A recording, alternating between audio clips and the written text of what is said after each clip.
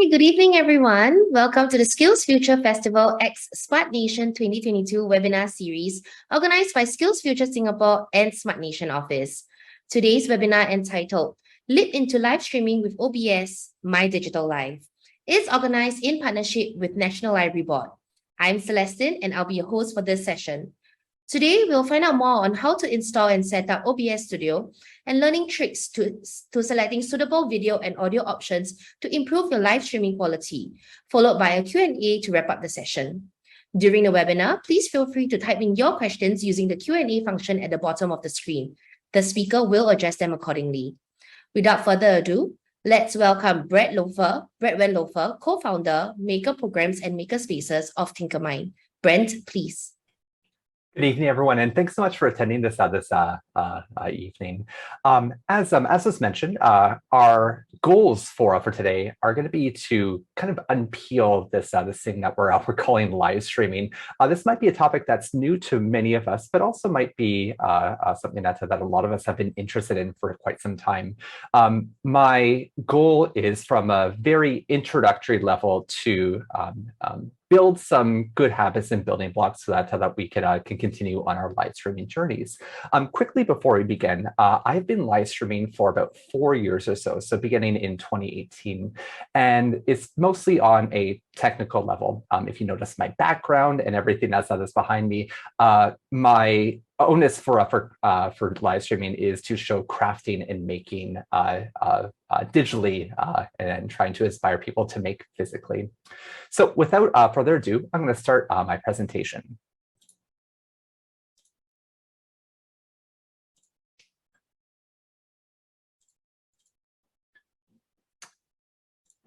So we have 3 goals plus some time for Q&A afterwards. The first goal is to show some of the software required for live streaming.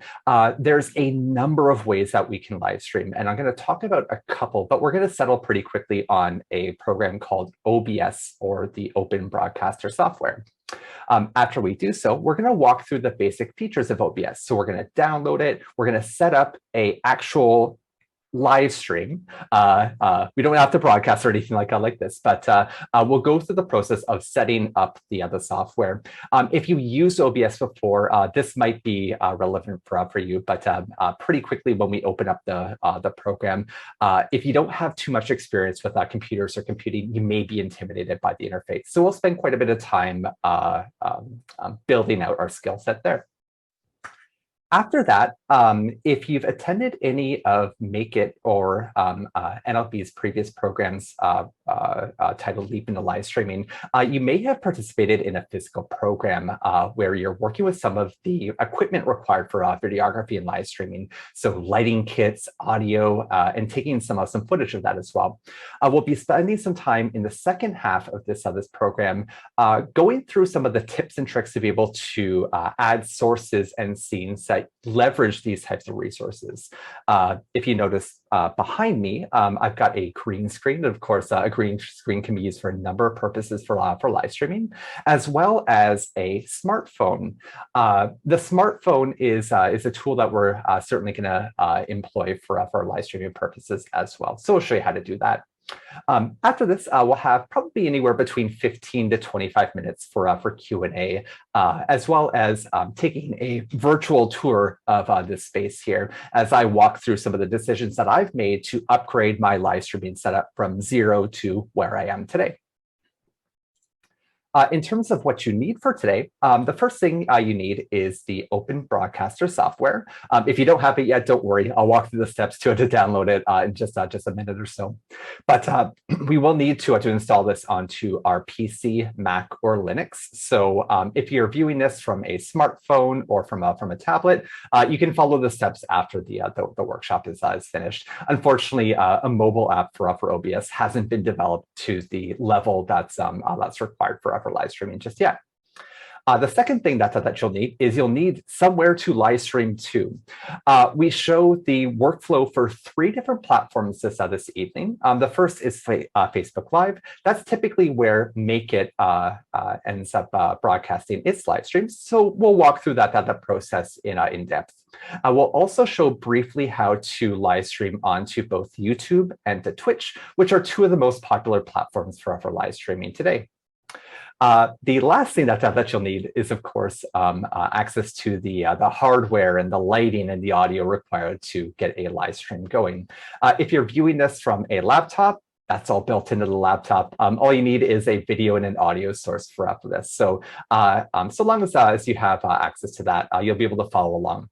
If you don't, totally okay. You can reference this content material afterward. We'll be providing the other slide deck for you to reference as you continue your live streaming journey.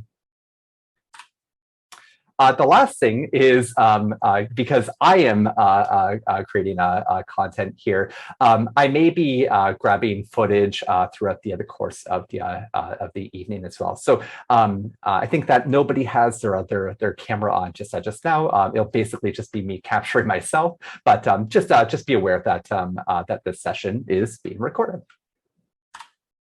So first things first, to do a live stream, we need to find a way to send that signal of video audio information from one thing to another. The backbone of this is the software required to be able to do so. Now, the software that we advocate for using for live streaming software is a platform called OBS, or the Open Broadcaster software. The reason why we do so is it was developed in 2012 to democratize the process of live streaming. Live streaming has been around for about 20 years or so, and this I guess piece in the other process of live streaming was always locked off and closed to a proprietary system such as TriCaster, things like this. What OBS did is it leveraged the power of personal computers to be able to do a lot of the computational lifting required to process video and audio information and then transmit it through the internet to other devices. OBS is also open source, and it's also very, very powerful. You're able to do a lot of different things with it. There are other alternatives that are available. The most popular one of these is called Streamlabs OBS, or SLOBS is the acronym. You're more than welcome to check out SLOBS or Streamlabs OBS as well. It's a little bit easier to use than OBS, but given the flexibility and the power of OBS, we certainly advocate for that. So what we're going to do is we're going to go to obsproject.com, and I'll just click it now on my screen. And as I go through these websites for us to link, I'll also be posting them in the chat as well. So if the text is too long, if it takes too long for you to type, I will be posting these in chat too, just to let you guys know. So our first link is here. Now, when you open OBS Project, it's going to link to the home page here. Very well laid out and very simple to navigate. All that we need to do to download it is to see what platform of choice that we're using. I'm a Windows user myself, so I click on Windows. But if you use a Mac or if you're a Linux user, there's options there as well. If you scroll down, it tells you some of the features of the platform, as well as some potential applications for OBS. Again, during this session, we're only going to be scratching the surface of what's possible, but I certainly encourage you to explore on your own time and figure out how it might be able to be used for your own purposes. So I'll click the other Windows link, again, Windows user. It's going to automatically download. Now, when you download OBS, one of the things I like about it is the process to get started is actually very well documented. A lot of what I'm going to be covering this evening is quite similar to some of the quick start guide content that's available on the other website. We do a few things a little bit differently, but there are some permanent resources that you can refer to after you've downloaded the other platform. One quick thing before we continue, the current version of OBS, and I'll scroll down just a little bit, is OBS version 27. Now, OBS is updated very, very frequently. So last year, I was running OBS version 26. Next month, version 28 will be coming out. And with each version, there's a number of tweaks regarding the user interface, the functionality, a number of features like this. So make sure that you continue to stay tuned in to the new features that are coming out with this platform. Now, I've already installed OBS, so I'm going to just pause for a few more moments to let everyone download the software to install it on their other systems. Should take not too long to do so. I'm just going to hide my downloads tab over here.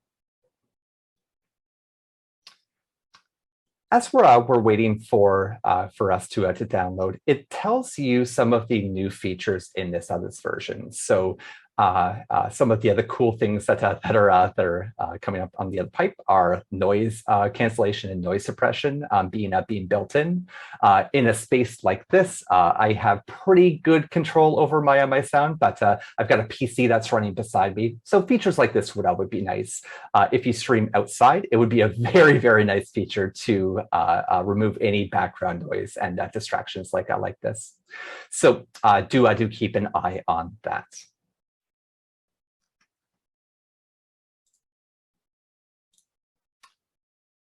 So let's pop back to the slide deck. I'm going to pause briefly on this screen here. When you install and run OBS for the first time, you're going to see something that looks like this screen over here. I'm going to exit this this window and open up my instance of OBS, which is black and empty, and all in all, a little bit intimidating. Now, if you haven't used any image or photo editing software before, some of the layout and the interface might be new to you. So we're going to walk through things pretty completely to make sure that we're all on the same page. The first thing that we want to see is what's in the middle over here. Now, the middle of our screen is what we would display to others if we were live streaming. So if I went live right now with this instance of OBS, I would be showing everyone a black screen, which would probably not make the most appealing live stream content.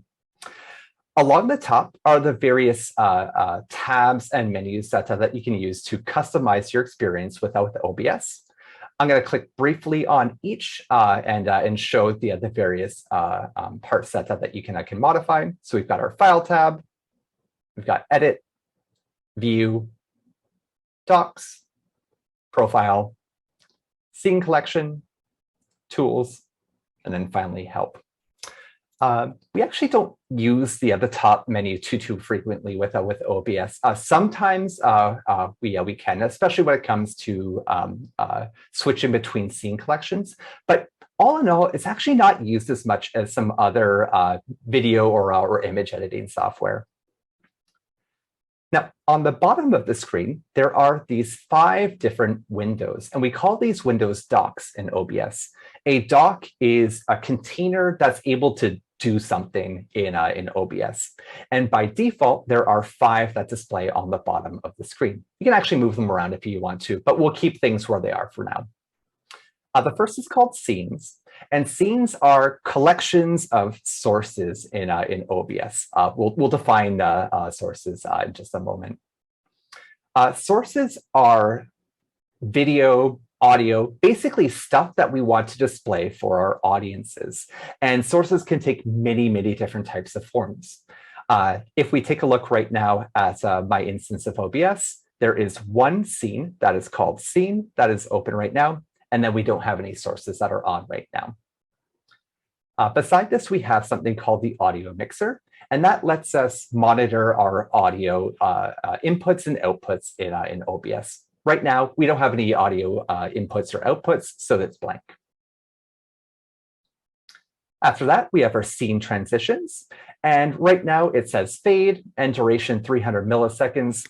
Probably doesn't mean too much to most of us, but this dictates when we switch between scenes, what that process ends up looking like from the user's perspective.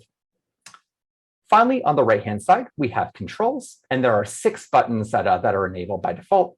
Start streaming, start recording, start virtual camera, studio mode, settings, and then exit. Below the controls, we have a few other indicators.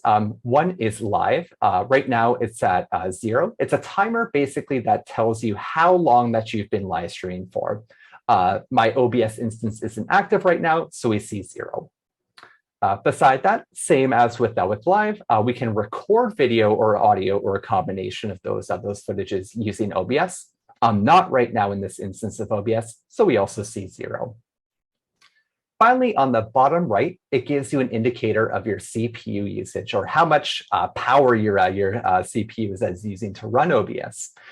For me, it's at 0.2% at 60 frames per second. This number is going to be very different for each of us, depending on the computer that we're running OBS on. Now, super quickly before we continue, OBS can be run on a wide variety of systems. However, it's recommended that you have a video card to help out with encoding of video content. If you don't, that's actually not too much of a problem with modern PCs. But if you have a computer that's over 4 or 5 years old that has less than 4 cores, running OBS might be a bit of a challenge for you. The website has recommended computer specifications, so you're more than welcome to take a look at those and see if it's if your computer is suitable for it.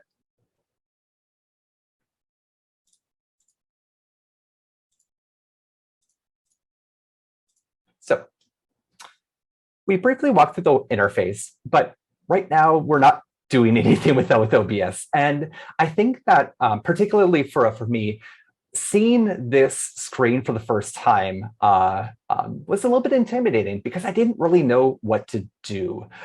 So hopefully over the next 15 or 20 minutes, we can build a practical, simple live streamable setup and see how that process works from start till finish. Now, the question that we should be asking ourselves is, well, what makes up a broadcast or what makes up a live stream? What are the ingredients that make that work?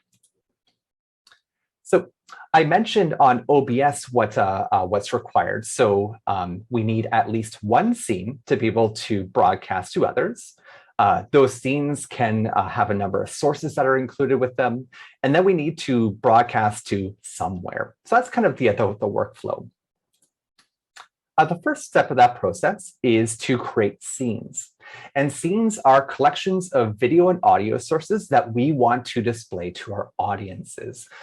As an example, this slide deck that I'm presenting right now, this would be an example of the scene that I'm sharing with you. It's got my Google Slides information and not too much else. I don't have any audio that's playing on top of it or anything like this. So it's a relatively simple scene. Our broadcasts in OBS need to have at least one scene, but most actually have more than one scene. On my screen right now is a sample of a broadcast that I would be using for live streaming purposes. And if you take a look, I'm not sure how easy it is for you to see on your screens, but in my scenes, I've actually got about a dozen scenes that I can switch between whenever I do a live stream. And these are different camera angles. They're different amounts of information that I'm sharing with others. Basically, anything that I need to be able to present or share to the broader audience, I will collect as a scene. Sources, on the other hand, are the individual parts. They're basically the building blocks or the Lego blocks that make up what you end up presenting to your audiences. They are different types of content that can be interpreted by OBS to whether it be display things, for there to be audio sources. Anything that basically makes a picture or sound can be imported as a scene, or sorry, as a source, and then be used by us as we're constructing our scenes. One quick aside for sources, and this will come up in a little bit. If you have any experience with image editing software and you're familiar with layers, sources work the same way as layers do. So if you envision each source as kind of like a sheet of paper that can be stacked on top of one another to yield your final scene, the sources at the top of your stack, these are the ones that are going to be displaying at the top of the stack. On the other hand, the ones at the bottom of the stack will be hidden if there's other visual information that's in front of it. When we get to the green screen demonstrations later, this will become important for us to consider. What I'm displaying right now is a typical series of sources that I would use for one of my broadcasts. At the bottom, we have a main screen. So I'm doing display capture and sharing that to the audience. I've got a camera that I'm sharing video information of. I've got a couple of microphones that I've set up, as well as some text that I'm sharing as well.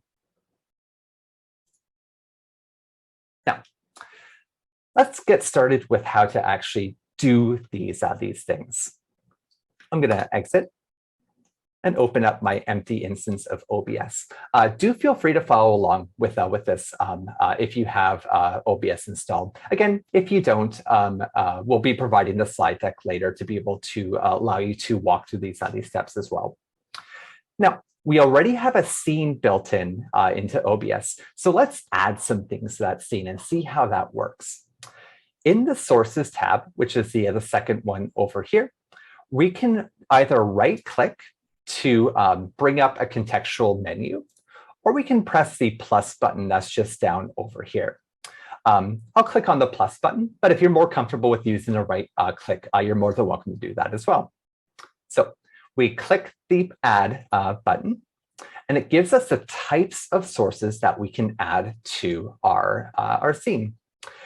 There's about 15 altogether.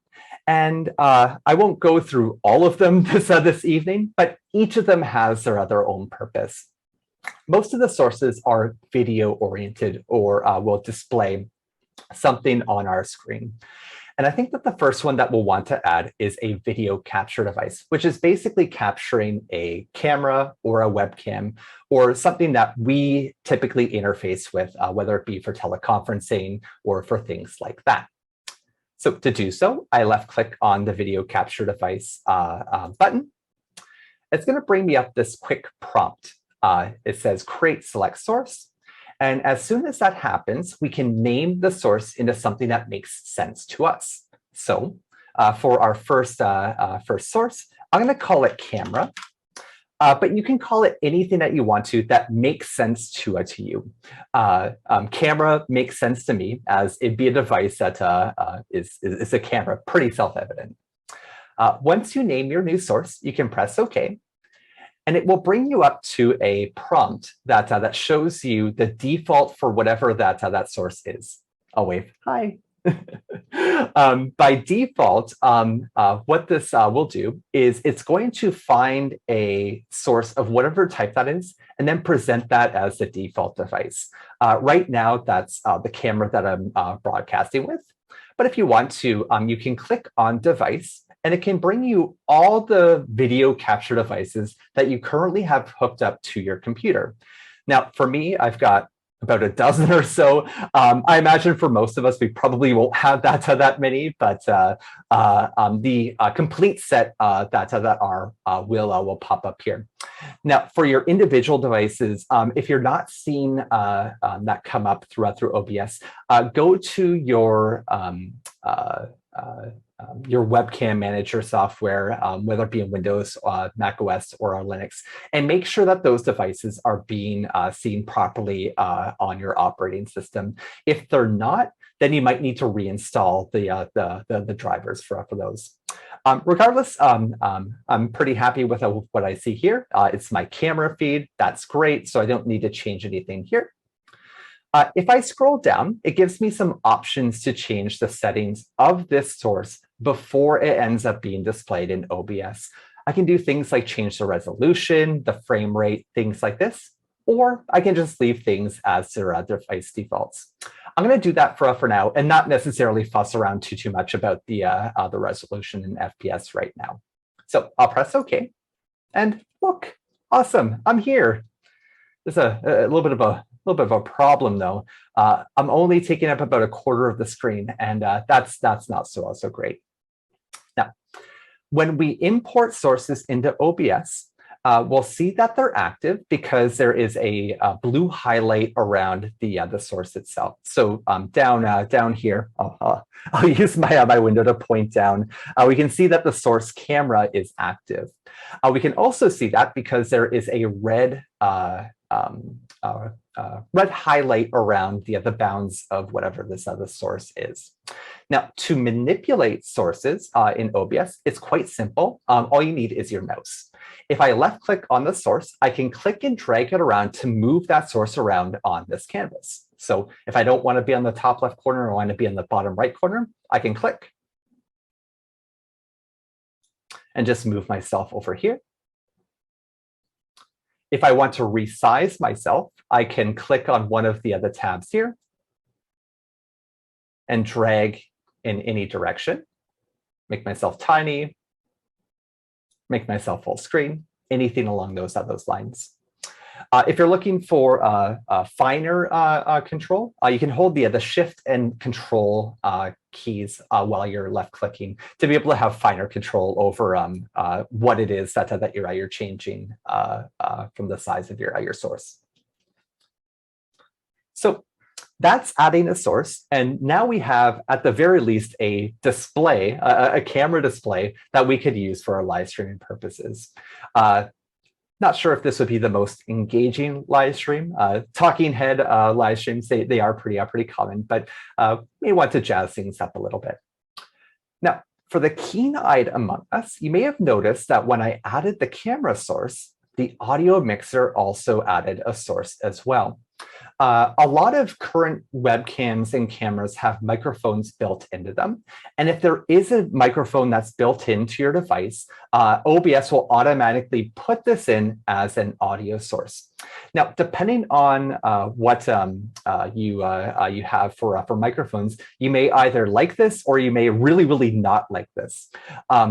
If you notice me right now, I've got a separate microphone on over here. So the camera microphone, I really don't want to use that. So to fix this on the audio mixer, all I need to do is click the volume tab to mute that source. That way, if I'm streaming, the audio information from my camera isn't going to be sent through to the other devices. We see that it's working because the monitor is grayed out.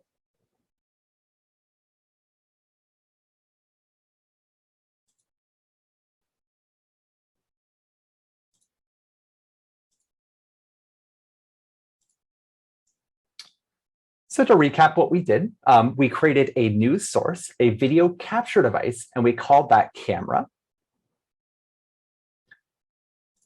After we did that, we found the device that we wanted to use as our camera. We talked briefly about having multiple video sources that we could choose from, and basically just choosing the other one that makes sense for us.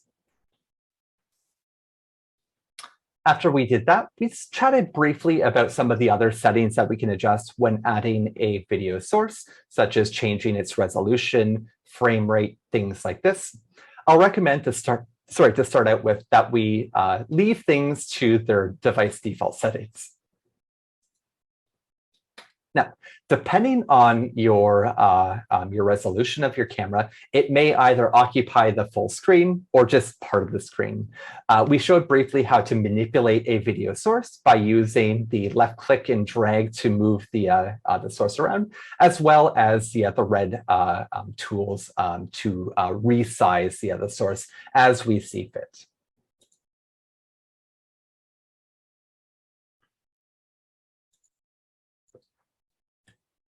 When we finish, we achieved a result that looks like this. Maybe maybe a little bit less less goofy smiling. Okay, so the next thing what we're going to do is we're going to add a audio source.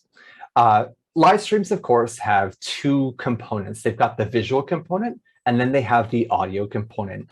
If you've attended our previous workshop content, we advocate that the audio content is actually very, very important to facilitating a positive streaming experience. If somebody's audio is not of high quality, people are just going to tune out. They're not going to watch someone that looks great but doesn't sound so good. So it's very, very important to have high quality audio as part of the live streaming experience. Webcams and other devices like this can have okay audio, but again, for any audio device, you need to be as close to you as possible to remove any background distractions or background noise.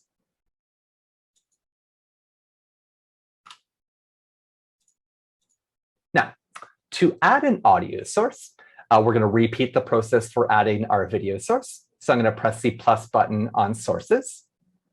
And rather than go to video capture device, there's two here that might serve our purposes. One is called audio input device, and one is called audio output device. Now, what's the difference between the two?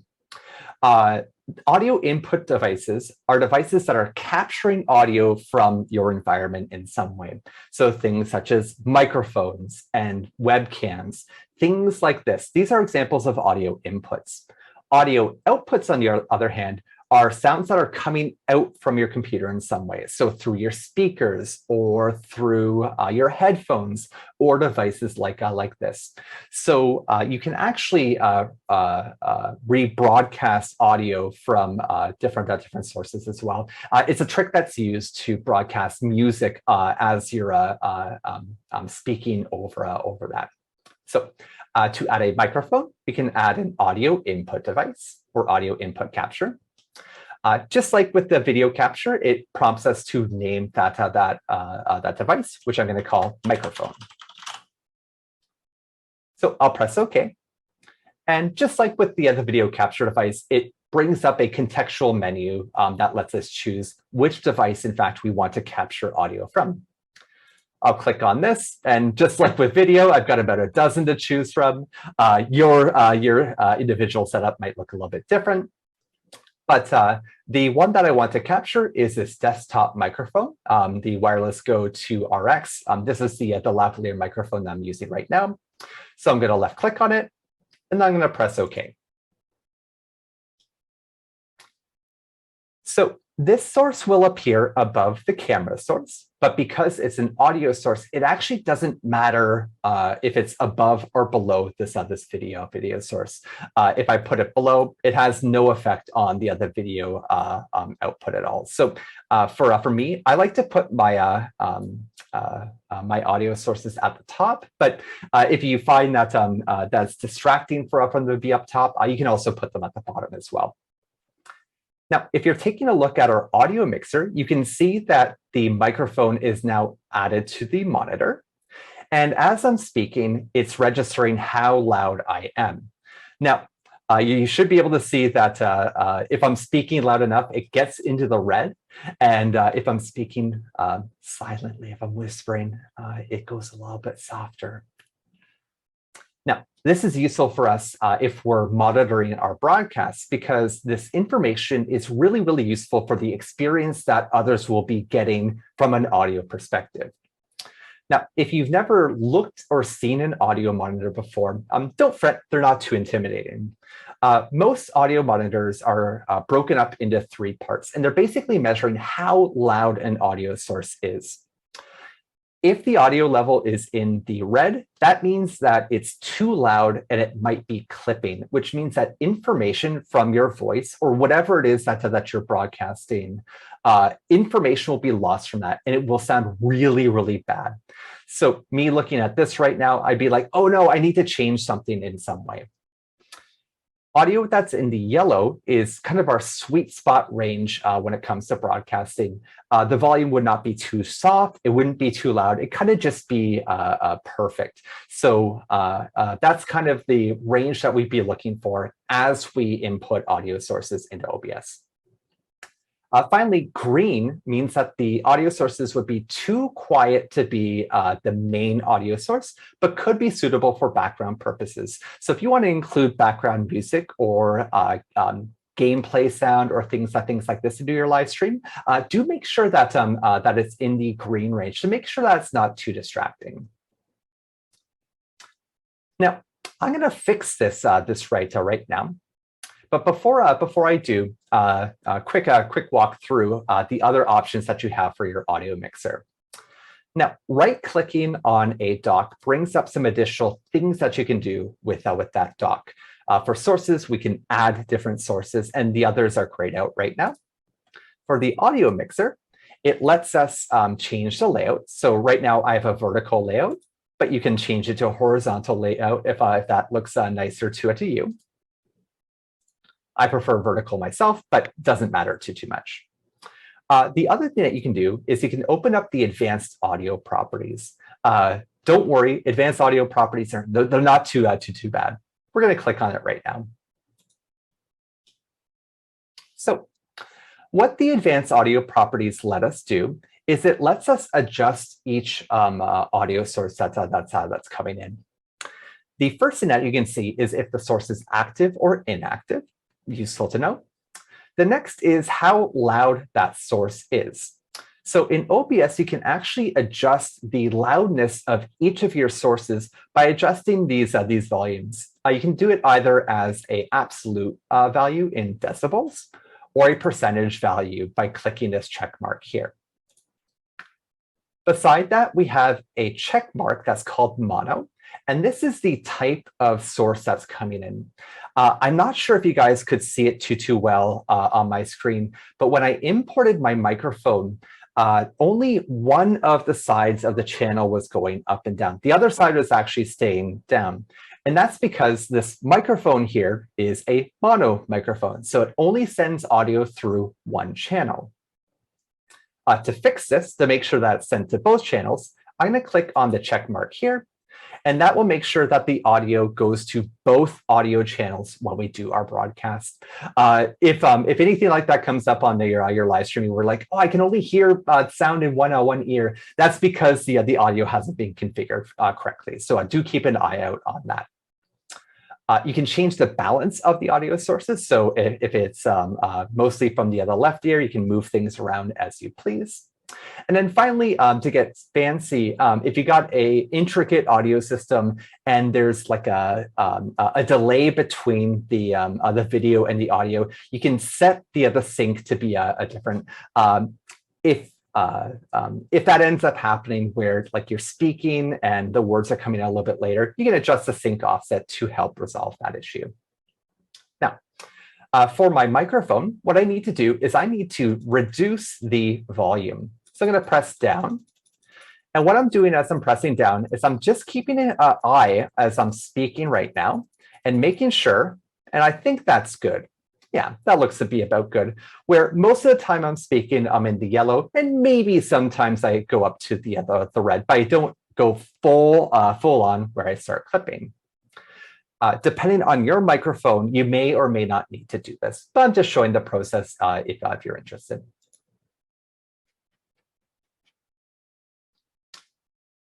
So now our scene has both a video and an audio source, which means that we'd probably be ready to go to our third step, which is to start streaming.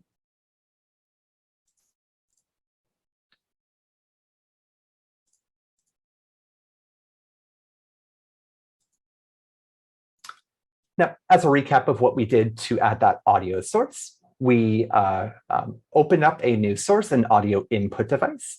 And when we chose that device, we had a number of different options available.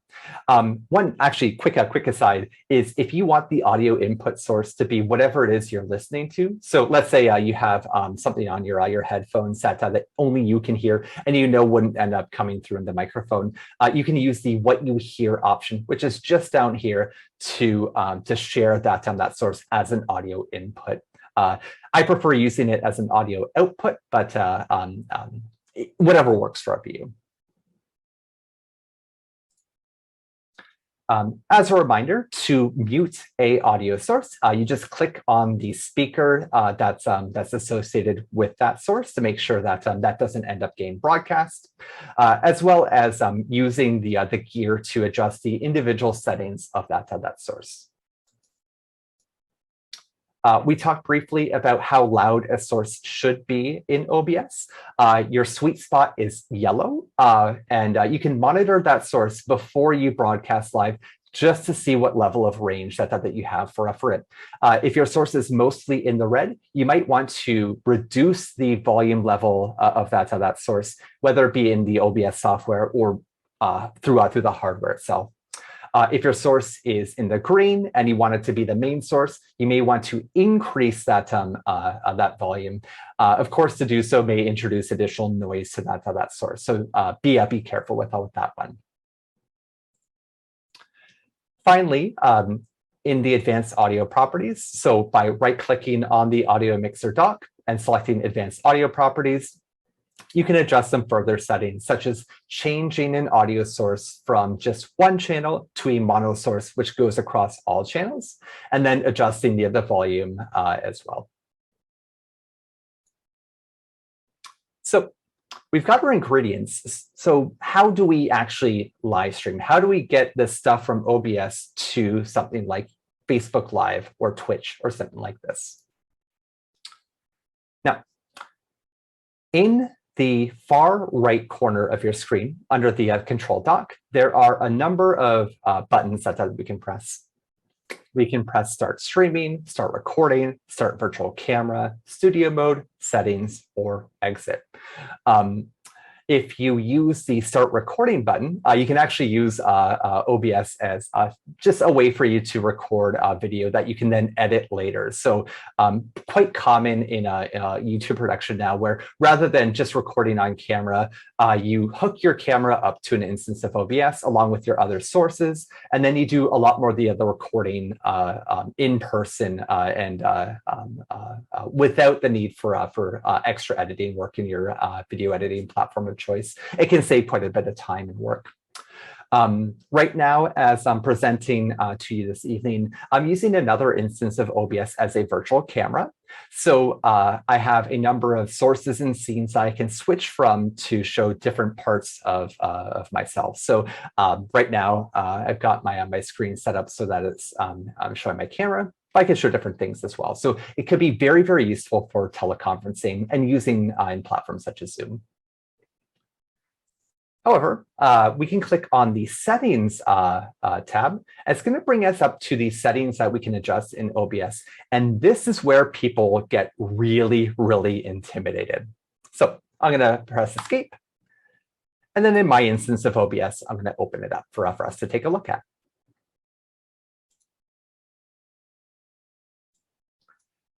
Now, we can adjust a lot of things in OBS. It's what makes it so powerful. But of course, the downside of that is it adds a layer of complexity. Most of the default settings in OBS are enabled to try to make the live streaming experience as seamless as possible. But you can adjust a number of things according to your own tastes. In the General tab, it allows you to change the general quality of life features that OBS has. First, you can change the language and the color theme. I like a dark interface myself, but if you prefer a light interface, something like this, or whatever your system has, you can adjust the other themes accordingly. In the output part, When you either go online or you start streaming or recording, you can give yourself prompts when that happens if you're a little bit anxious or nervous about when you press that button for start streaming. There's a number of other things that you can adjust as well. We're not going to cover these in too much depth. It would take a little bit too much time for us to do so. Now, to get our stream onto a live streaming platform, we're going to walk through this process now. You may want to click on the stream button first, but we're actually going to click on the stream button last. The next button that we're going to be pressing is the output button. So when we press the output button, what we see is what's going to be coming out of our system to be picked up by the live streaming platform. There's two modes that we can look at, a simple mode and an advanced mode. We'll stick to the simple mode for now, and it gives us a few different things that we can adjust. The first thing is we can adjust this thing called video bitrate. And this is basically how much information that we want our system to give to the live streaming service per second. The number that's defaulted may be different for you. And in a couple of minutes, I'll go through a chart that gives recommendations on different video bit rates that we need to use, depending on the quality of stream that we want to achieve. So we can leave this for now. The next thing that we can change is our encoder. And this is basically the thing that converts the raw video footage that we are ingesting in OBS into something that can be interpreted by the live streaming platform. Basically, it shrinks things down into a small size that still looks pretty good. If you select the encoder, it will give you the options that are available for your system. And each system will have different encoders that can be enabled by it. It's all going to depend on your computer, so your CPU, as well as if you have a graphics card or not. Now, in my system, I have a computer, but it doesn't have a graphics card built into the computer. And then I have a video card, an NVIDIA video card that I've connected to my PC as well. So I've got a CPU that doesn't have a graphics card in it, and then I have a separate graphics card that's plugged into my motherboard. Because of that, I have access to two encoders. One is this X264 encoder. It's software-based. And then this one is a hardware-based encoder called NVENC, or NVENC. NVENC is the common term for it. We'll get into what encoder to use in a little bit, but I'm going to leave it at hardware or NVENC for now. The last thing we can adjust is the audio bitrate, which is the bitrate, but instead for video, for audio. It may default at 128, but I bumped it up to 160 for my broadcast. Below that, we have our recording output, which is basically where your recordings would end up going. By default, it should go into your videos folder in Windows. Haven't checked it out for Mac, but you can change the directory if you want to. If, for example, you're live streaming and you want to make sure that you have high quality recordings of all of your footage, you can both stream and record at the same time, and basically keep a repository of all of your content to be able to use later. You can also change the recording quality of your stream. So if you have a really, really high-end PC and you can only stream like 1080p, but you want to stream something like 4K, you're able to do that. You can stream and record with different resolutions and frame rates. So that's all for output. The next thing that we'll look at is our audio. And our audio lets us change the sample rate, which is basically how frequently we're monitoring our audio sources. The higher the sample rate, the higher quality of audio that's coming out. You can either go 41.1 kilohertz or 48. I default at 48. The next thing that you can change is how many channels that you broadcast to. By default, I think that this is set to stereo, so you have 2 channels, but you can change this if you want to, particularly if you're trying to record things like music, something that has more intricate sound. You can bump up your channels. One thing that I'll suggest is make sure that under the Global Audio Devices tab, that all of these are disabled by default. If they're enabled, these audio sources will be heard across all of your scenes, which particularly if you want to arrange your sources intricately, this can have a negative effect on the audio or listening experience for users. So disable all those sources if you can. The other options, we won't adjust that. We won't adjust for this program. The next setting that we can adjust is our video, and this is the input that's going into OBS as well as the output that we're going to be live streaming. We can adjust two main parts for this. One is the resolution, or basically how many pixels that our broadcast will have. And we can also adjust the frame rate, or how many frames that we're going to be giving to our live streaming service each second. On my system, I have a base resolution of 3840 by 2160. This is 4K, but I output 1920 by 1080. Most systems would probably struggle with this type of base resolution, but I want to set it at whatever my main screen is. So the screen that I'm looking at right now is a 4K screen, and because of that, I don't want to adjust things in OBS from that 4K display. Luckily, my PC is able to handle it, but if yours doesn't, it's totally okay for you to adjust the base resolution to something that's smaller. Your scaled resolution is the resolution that you'll broadcast with. Most platforms can accept a resolution of up to 1080p or 1920 by 1080. However, if you want to stream to YouTube, YouTube is able to accept higher resolutions. So if your video card and your PC are up for the task, you can bump up this if you want to.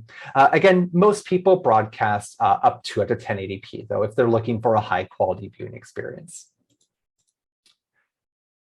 If your resolutions are different, they need to be downscaled in some way. And OBS gives you 4 different options to be able to do that downscaling.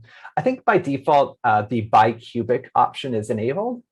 Basically, if you can have the CPU power, you go to the bottom one here.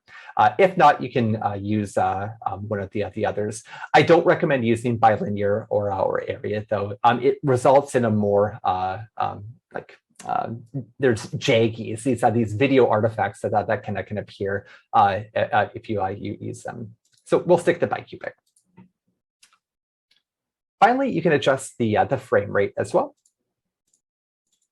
And there's a number of common frame rates that are used. Now, I broadcast at 60 frames per second. I mostly focus on making and crafting, so I want to make sure that my my footage is as realistic and seamless as possible.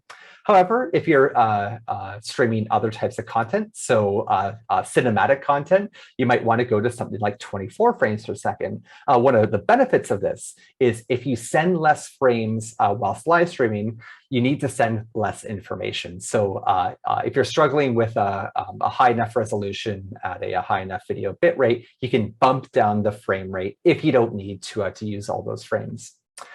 If you're gaming, using a high frame rate offers a more seamless viewing experience for games, especially if you like to play games such as first-person shooters and things like this. Our hotkeys and our advanced tabs I'm not going to be covering during this this workshop, so feel free to take a look at that on your own time.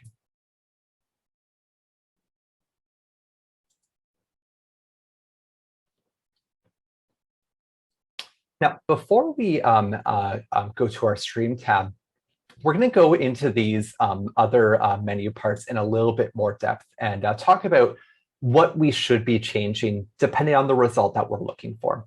So I'm going to press cancel for now and bring us back to our presentation notes.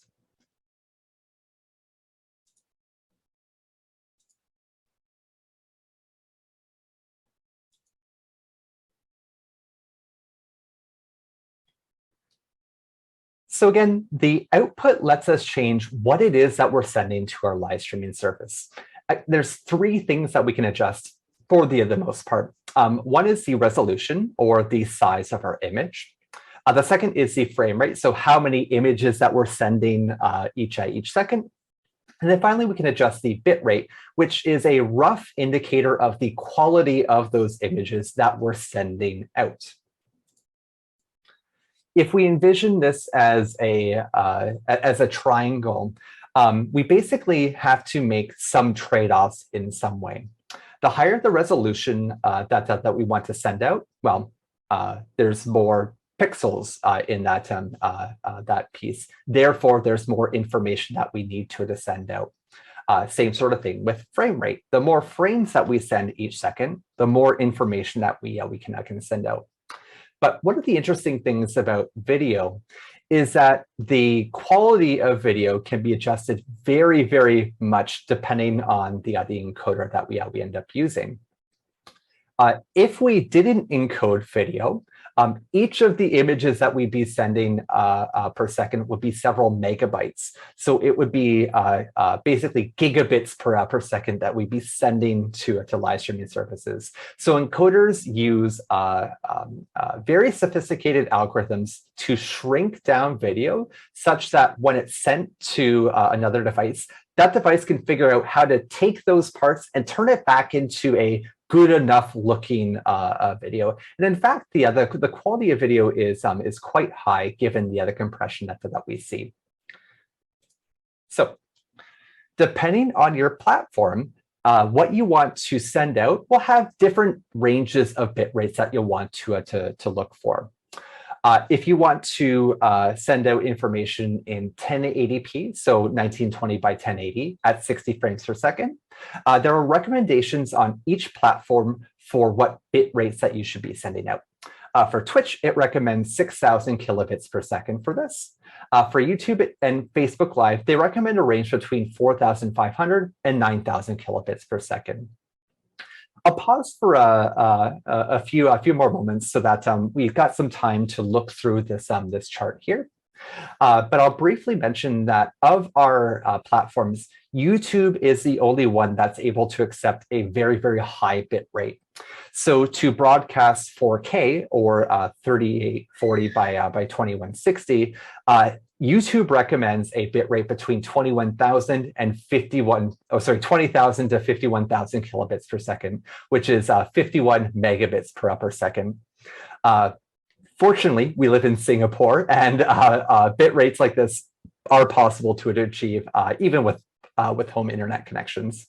I haven't tried to stream 4K 60 yet, but I think that my computer wouldn't like me very much if that were the case. So I might try it out at some point.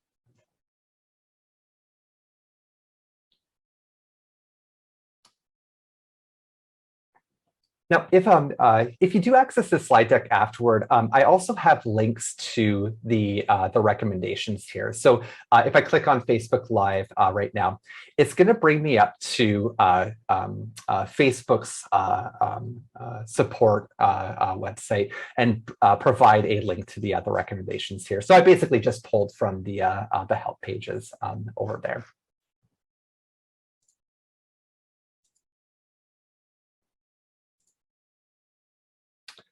Now, when we choose our encoder, as much as we can, we want to try to choose a hardware encoder if possible. The reason why is on a video card, there are a few different components that help render and create the pictures that we end up seeing on our display.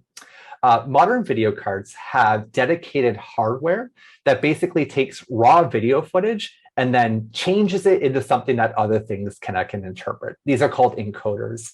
On a hardware level, they're finely optimized to be able to do this as quickly and as efficiently as possible. So for NVIDIA, which is the graphics card that I have on this system, that system is called NVENC. On AMD, I think the acronym is AVC. I don't remember off the top of my head. And then Intel GPUs will eventually have access to AV1 as the encoder of choice. If you don't have a video card and you have a Intel CPU, when you open up the encoder, you may also have an encoder called QuickSync H.264. Intel computers usually have a graphics card that's built in along with the CPU as well. So on that CPU die, there's a computer or a CPU as well as a GPU.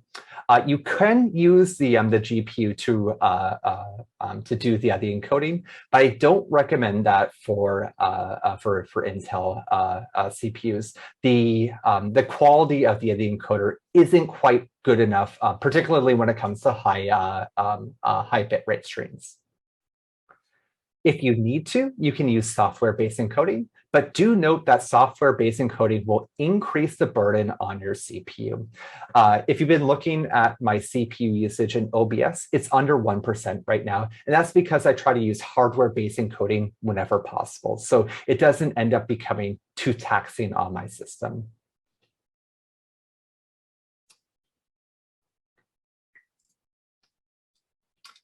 We talked briefly about some of the audio settings that we can change, and to make sure that the sample rate is either 44.1 or 48 kilohertz, to make sure that we have at least stereo channels enabled.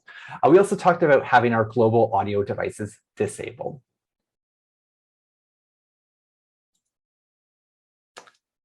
For our video, we talked about the resolution ranges that we can have on our canvas or what we see in OBS, as well as what we broadcast out to our live streaming service. I talked briefly about my individual systems, so having a canvas resolution of 4K, but outputting as 1080p. Okay. So that brings us to the Stream tab. Let me go back to Settings, and I'll go to Stream. So the Stream tab lets us connect OBS to a service that we can use for live streaming. If I select the Service tab here, it gives me the 5 most popular options currently for live streaming. So Twitch, YouTube, Facebook Live, Restream, which lets you stream to multiple services simultaneously, and then Twitter. If there's a service that you want to stream to that isn't on here, you can click on Show All, and then it brings up the hundreds of options available for live streaming, as well as some experimental services such as YouTube HLS.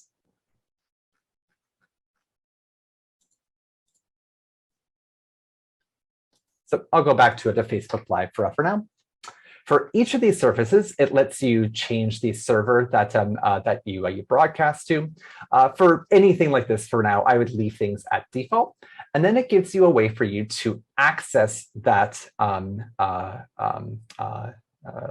that platform. There's basically 2 ways that this is done.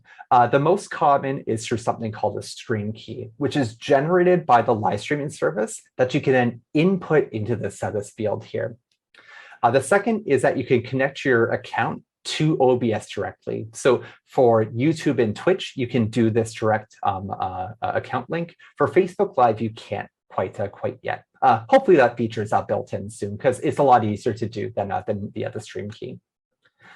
Now, what we'll do now is we will get that stream key from Facebook Live.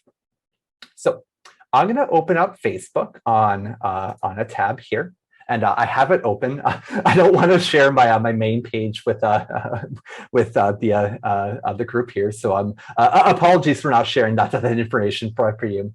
But basically, what you'll do is you'll navigate to Facebook's main page, and then somewhere near the top middle of the screen, there will be a button that says Set up Video or Live Video, something like this. You'll click it, which will bring you to this Create Live Video prompt. Now, when you create a video in Facebook Live, it brings you up to the screen here. First thing that you can do is you can change where you post that video to. You're given 3 options. One is your timeline. Another is a page that you manage. So if you're the administrator of a page, you can post to that page. So if you have a company page or something like this, you can do that. Finally, you can also post to a group. So for Make It, for example, if I select Post It in a group, I could select the Make It Facebook community group and then post a live stream there. I'll select Post on Timeline to make sure I don't broadcast this accidentally to a whole bunch of people. So we'll keep things there for now.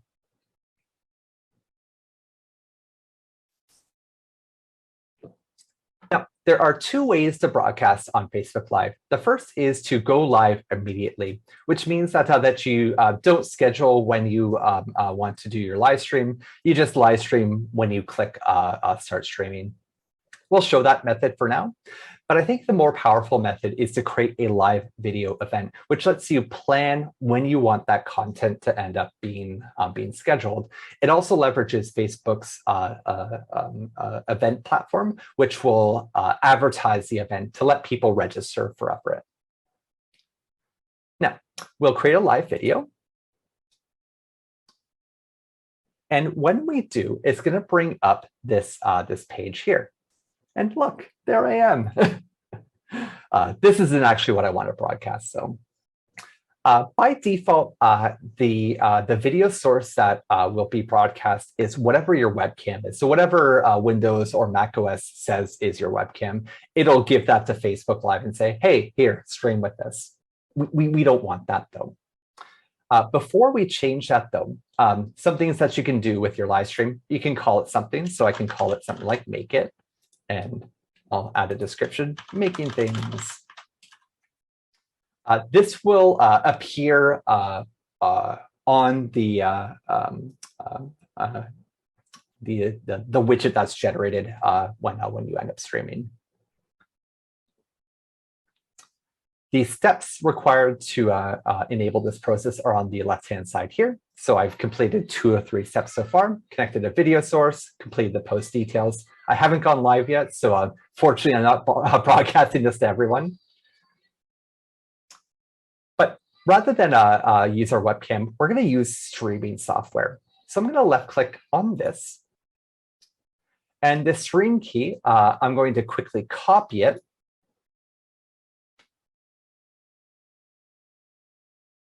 And then go into OBS.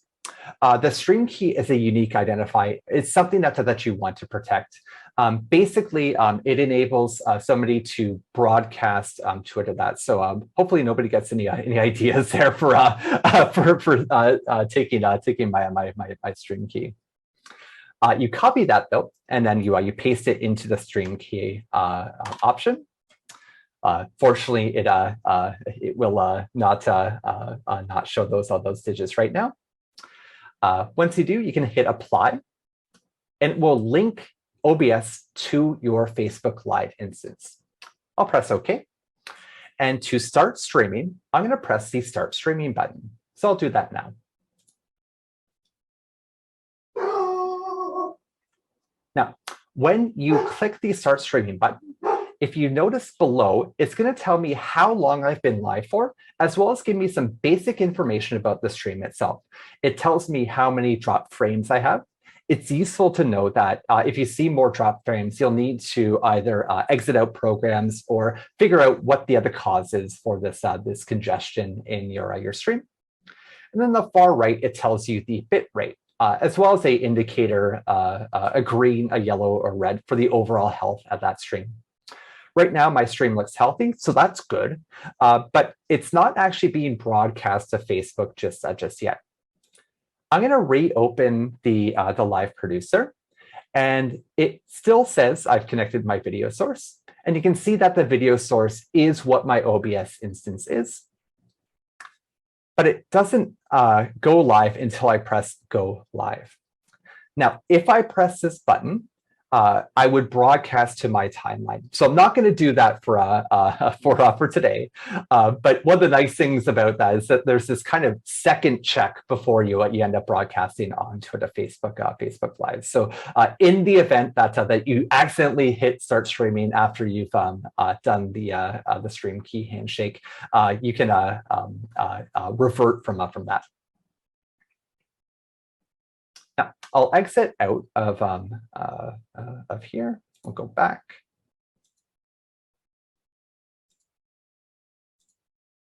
And I'm going to press stop streaming, just in case.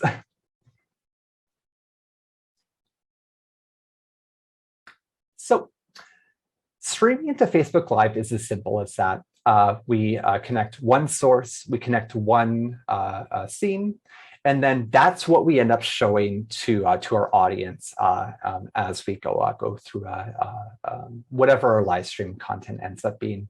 Now, 99% of live stream content won't be that. It'll have to involve other types of sources or scenes. So we'll get into how to add those in just a couple moments.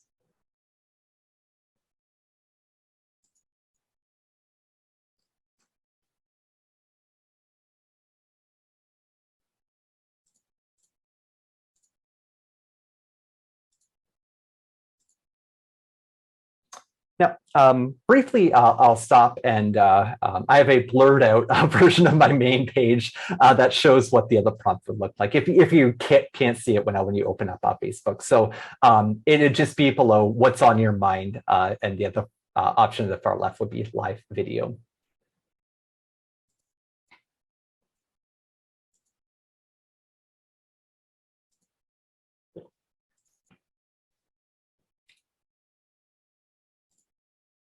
Okay.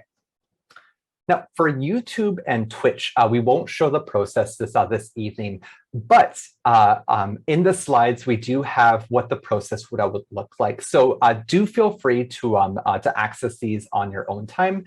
The process itself is reasonably similar to that. So basically, what you do is you change the service to the platform of choice that you want to stream to. You follow the prompts when connecting your account, and basically just go through the steps on the browser or the applet that appears. The applets themselves will end up looking a little bit different. Super quickly, this is what YouTube looks like. So when you open up the YouTube streaming service for OBS, it will also give you the Manage Broadcast button, which lets you take a look at telemetry for your broadcast, as well as opening up the chat in the OBS platform as well. For Twitch, the process is pretty similar to YouTube. The guides are linked over here as well. And instead of one applet, there's two that appear for Twitch. So you get access to both stream information as well as chat. Okay. So we're at one scene and one source so far. So let's expand that a little bit. As I've mentioned, most live streams involve multiple sources and multiple scenes. To add multiple sources to a scene, the process is quite straightforward. We can add as many sources as we want to, but we do need to make sure that they're ordered correctly. Again, the sources that are on the top are the ones that are going to display in front, if you imagine basically each source as a sheet of paper. The ones at the bottom, on the other hand, will display at the back. So you can have things that layer on top of one another. Probably the most common thing that you need to use multiple sources for is to include a face cam, which is basically a camera of yourself as the broadcaster or presenter as you're displaying some information from your screen, whether that's slides or video game footage or things like this. Now, I'm going to go back into OBS. I'm going to make sure that my stream is on Facebook Live. And then I'm going to go through the process of adding another source. So just as before, I'm going to click on the plus button under sources. And we're going to add a different type of source. Now, to add screen capture, there's basically three ways that we can do that. One is through display capture, which basically captures the entire contents of one of your monitors or screens. The next is game capture, which only captures full screen footage. I haven't tried it with the Google Slides presentation yet, but it should capture slide content as well. Finally, you can capture windows, which are active windows that you'd have. So whether it be browser windows or things like this. Now, if you only have one monitor, I wouldn't recommend doing display capture, but we're going to show it anyway to see how it goes. And I would probably stick to either window capture or game capture. If your system has multiple monitors, though, and this is one thing that I do use display capture, and I run OBS on my secondary monitor, basically just to check information, and I have more access to what I see on my main screen. So I'm going to click on display capture, and I'm going to call this display capture screen.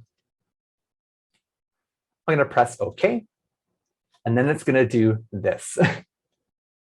A nice, cool infinity mirror. For your display capture, there's two or three things that you can adjust. One is the capture method. I leave it at automatic, but you can change it to something that's operating system related. You can also change which display you are capturing. Again, I have two displays on my system, so both are shown here. And I'm going to capture my primary monitor. The last thing you have the option for is to either capture the cursor or not. It's useful for me to capture my cursor because I want to show what I'm scrolling at and clicking on, but your uses may vary. I'm going to click OK. And I'm seeing what I'm seeing on the screen here. Now, the reason why this effect is happening is it's kind of like an infinity mirror. It displays, and then OBS is displaying what is being displayed, which is OBS, which then displays what is being displayed, et cetera, ad infinitum. The last thing you should notice is that I am completely gone. So the video feed of me. And the reason for that is the camera source is beneath the screen source. If I want to reorient or reorder the sources, all I need to do is click and drag that source either up or down. So I'm going to put this above my screen, and there I am once again.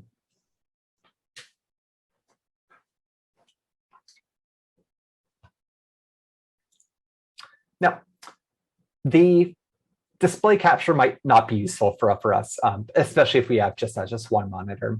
So for this demonstration, I'm going to click on screen. I'm going to remove that source. And instead of using the display capture, I'm going to add a source. I'm going to add a window capture instead. And we're going to call this one screen.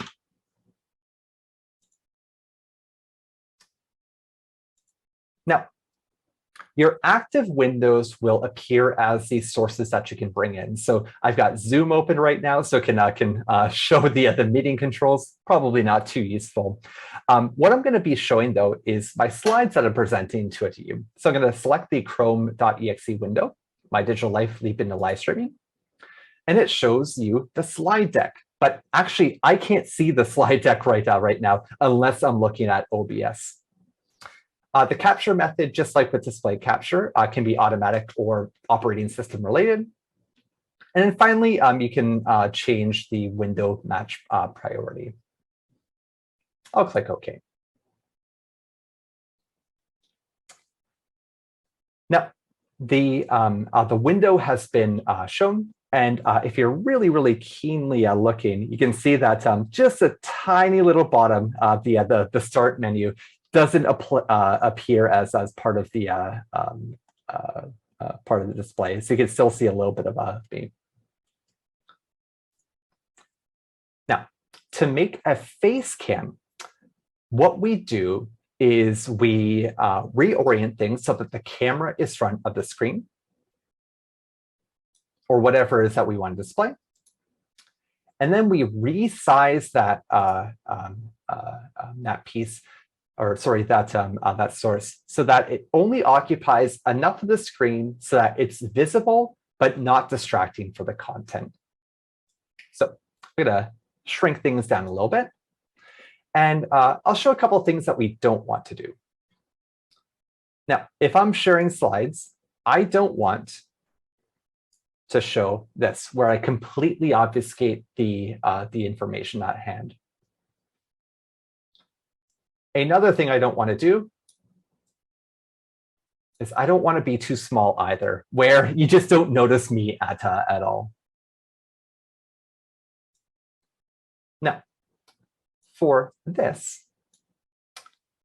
and each instance is going to be a little bit different, I'm happy with what this looks like. So obscuring just a little bit of the information, not too much. I could maybe shrink things down slightly, but I'm still visible. So if I'm gesticulating with my hands and really animated, you're going to be able to see that as a viewer, and that's what I want.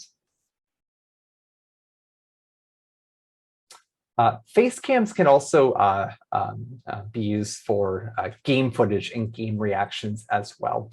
But the one downside about what we're showing right now is that all like my background is being shown here. And we might not want that, which is where the green screen behind me comes in.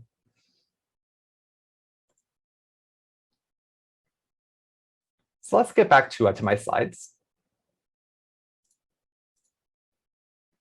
and share the process to add a screen and then a face cam.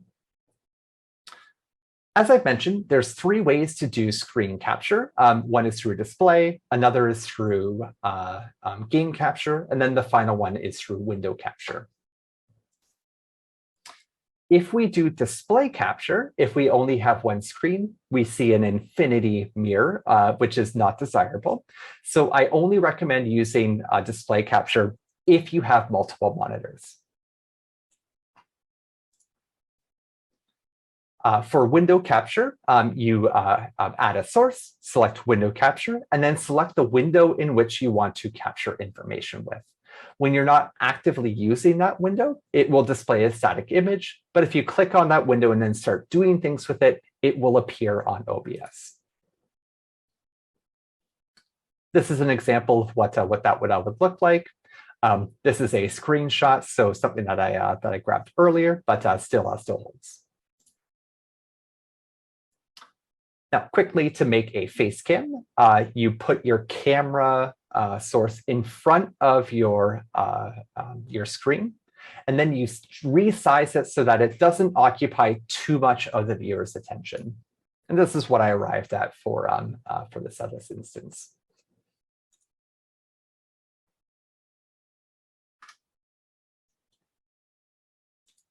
Now, for multiple scenes, just like with sources, we can add different scenes to our broadcast. By default, our scene is called scene. I'm actually going to right-click on it and rename it.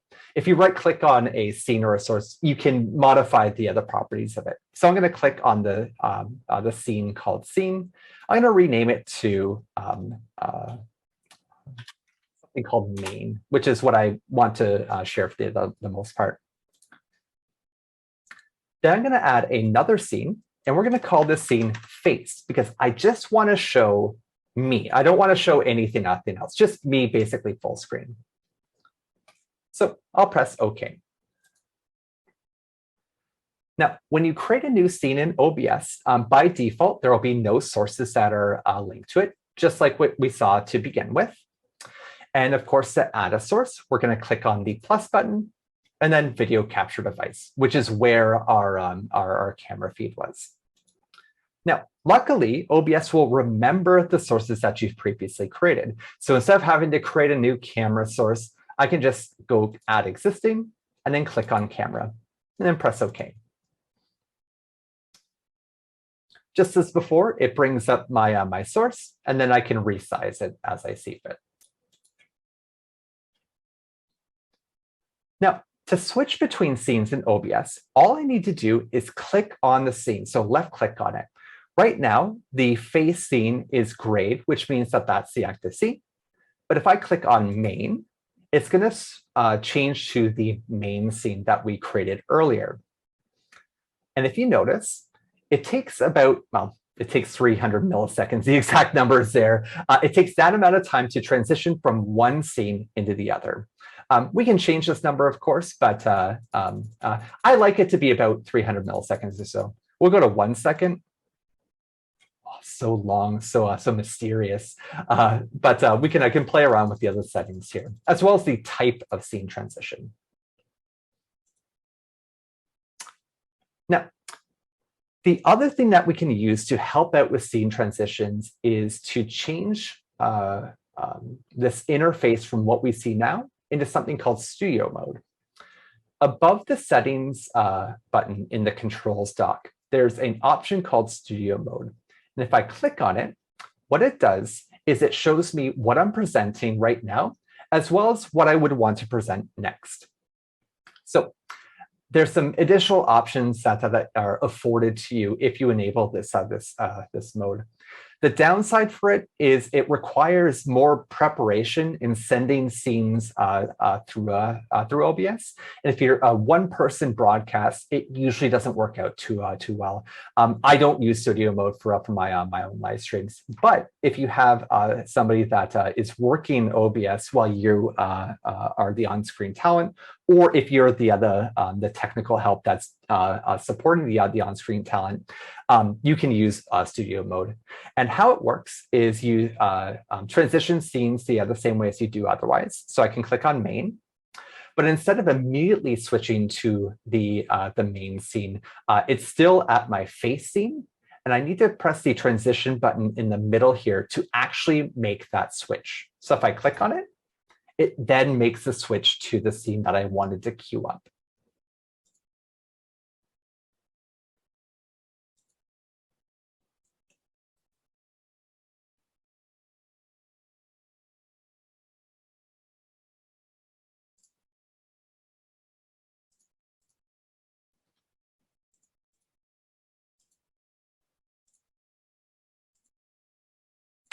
Now, the last thing I want to cover, at least when it comes to scenes, is if you have a broadcast that has different scenes and sources than others, you can save those settings to save between different sessions. If you click on the scene collection tab right at the top, you can basically create different collections of scenes that you can then reference later. For my own live streaming, for each live stream, I create a unique set of scenes and sources. Usually I just duplicate existing ones and then change like one or two things. But that gives me the chance to, let's say I want to reference some content that I made in 2021 or something like this.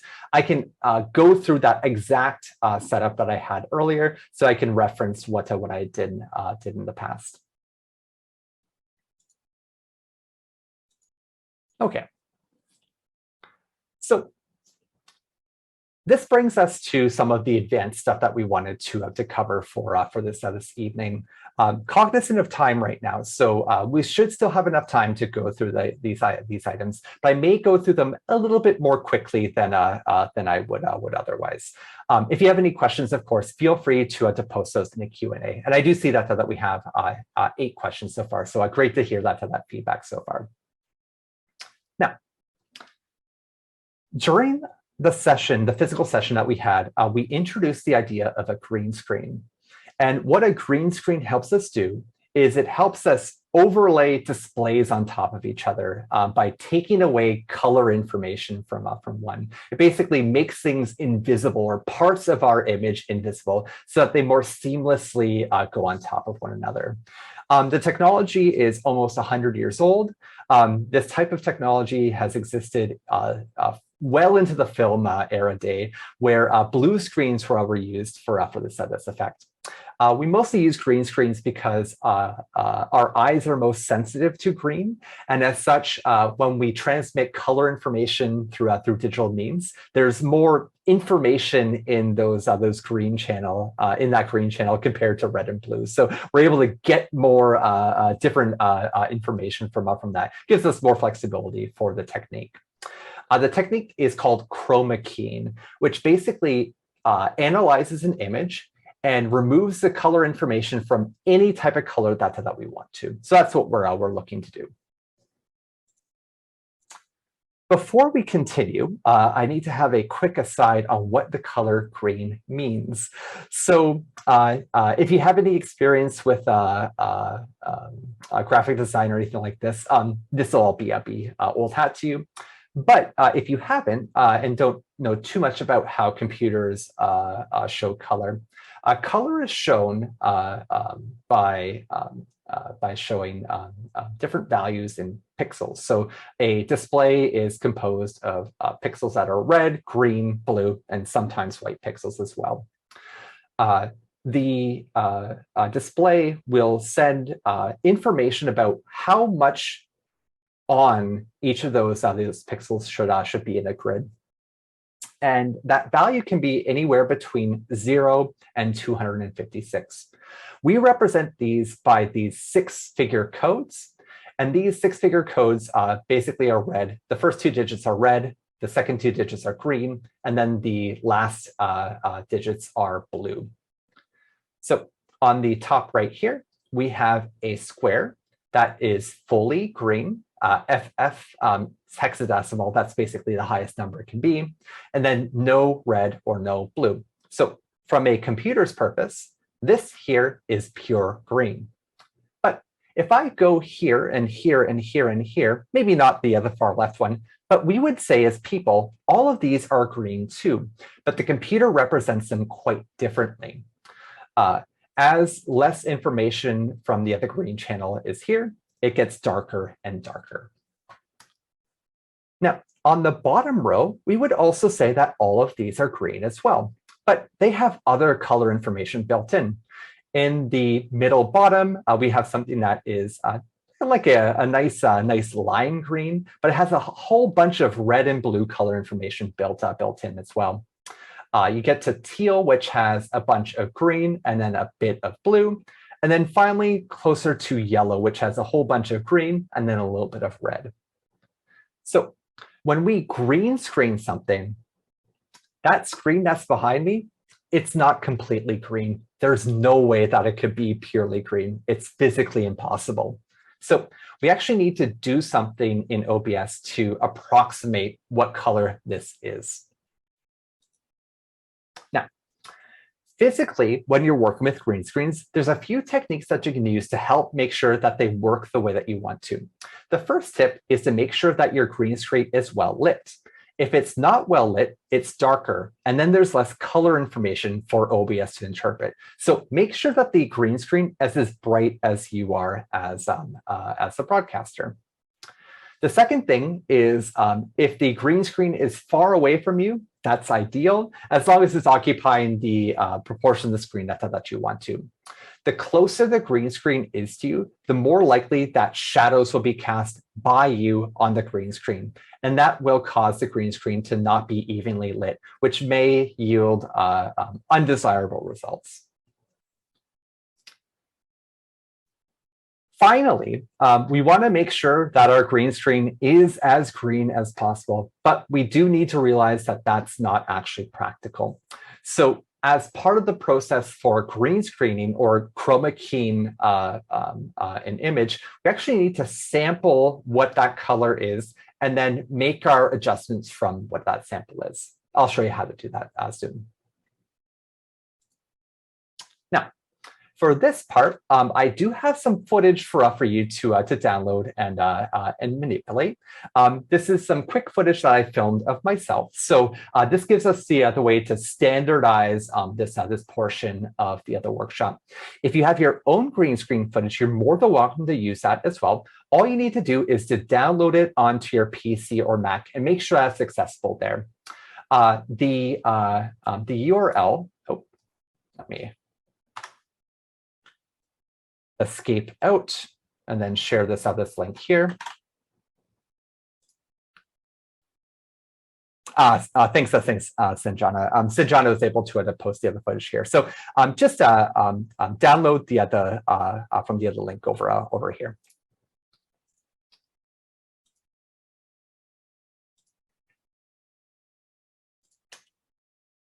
So to show how to use the green screen, I'm going to add a new scene that I'm going to call green screen,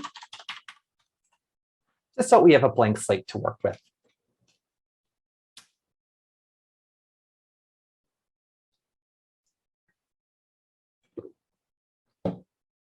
After we've downloaded our footage, I want us to add a news source. And we're going to be adding a media source. So OBS is able to broadcast real-time live video and displays and things like that, but it can actually share pre-recorded video footage as well.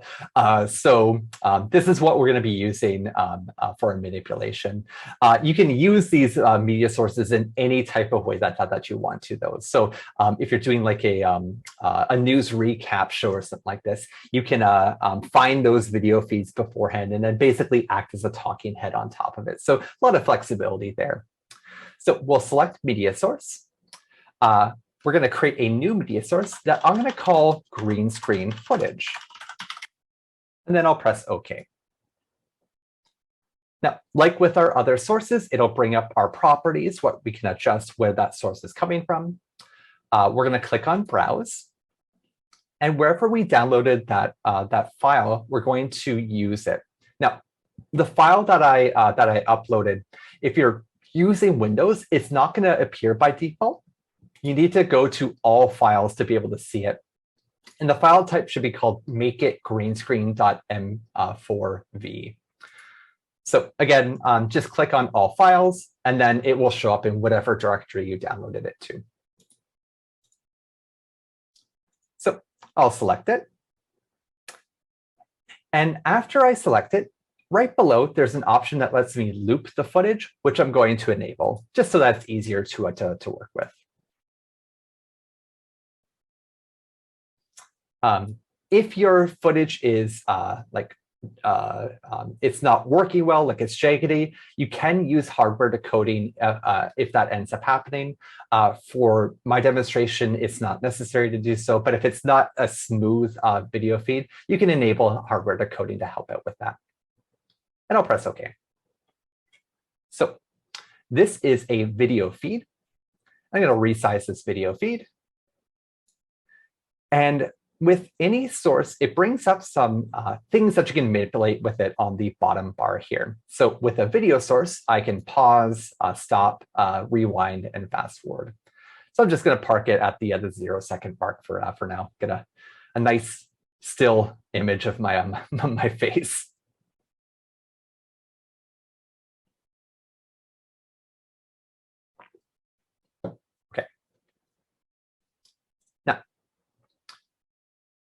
What we're going to be doing to add our chroma key effect is we're going to be filtering this source. Now, this technique will work for any source. It will work for a video source. It'll work for a display or a window capture. It works for everything. So it's not limited to just media sources like this. So if you had a green screen with your camera and you applied this technique, it would also work for that too. We're going to right-click on this source, and it's going to bring up the things that we can adjust with that source. Right at the bottom, there's an option called Filters, which we're going to click.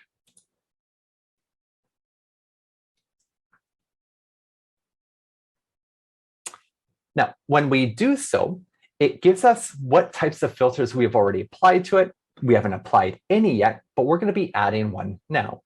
So I'm going to select the plus button. I'm going to select the chroma key filter. There's actually lots of filters that we can use for OBS, but again, feel free to explore on your own time. Once we create that filter, we can rename it if we want to. Don't need to. Chroma key makes sense to me, so I'll just hit OK. And when I do, it shows the effect of that filter. So all that green stuff behind me or behind my video earlier, it's turned kind of grayish. And the chroma key is removing the green color information from my image. There's a number of sliders that let me affect how sensitive the effect is. By default, the settings should be like this. And for my green screen, at least, the effect is okay, but it's actually not very good. You'll notice that some parts are still like whitish. There's still some greenish stuff in the background. So this isn't actually a perfect chroma key. So we're going to need to adjust it. Now, I'll show what the sliders end up doing. The similarity will be looking for similar colors to what we're keying out for. The higher the similarity, the more range that we have for that keying. So 1,000 is basically everything that has any amount of green in it or get rid of. We don't want that. On the other side, 1 is looking for just that specific color, like exact pure green, which we don't have in our image either. The smoothness will apply a blur to the effect. So at 1, it's basically just purely looking at the colors. It's not going to look at anything else that's beside it. But as you scroll over, the effect bleeds into more of the screen or doesn't. You actually need some smoothness in a chroma key effect because of your hair.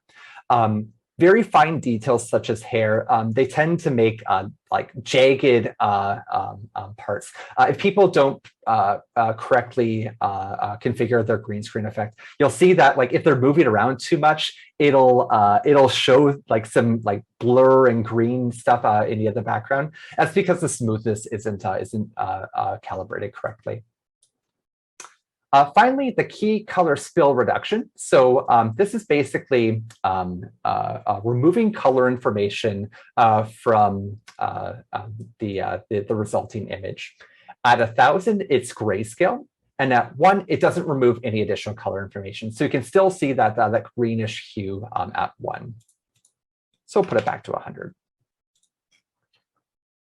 Now, the key color type lets us choose what color we're keying for. So I can change it from green to blue to magenta. Oh, my face would be green or magenta screened if we went to magenta. Or we can customize the color. Now, for our process, I'm going to change the similarity to 1 to minimize the effect. And I'm going to press custom. Now, what custom does is it lets me change what the key color is to whatever value I want to. I'm going to select color. That's going to bring me up this Windows 95 Paint era color picker. Not sure if you guys have used Windows for that long, but especially like Windows 95, Windows 98 era, this is what your colors, what I would look like. Maybe Windows 98 actually. Now I'm thinking a little bit more about it.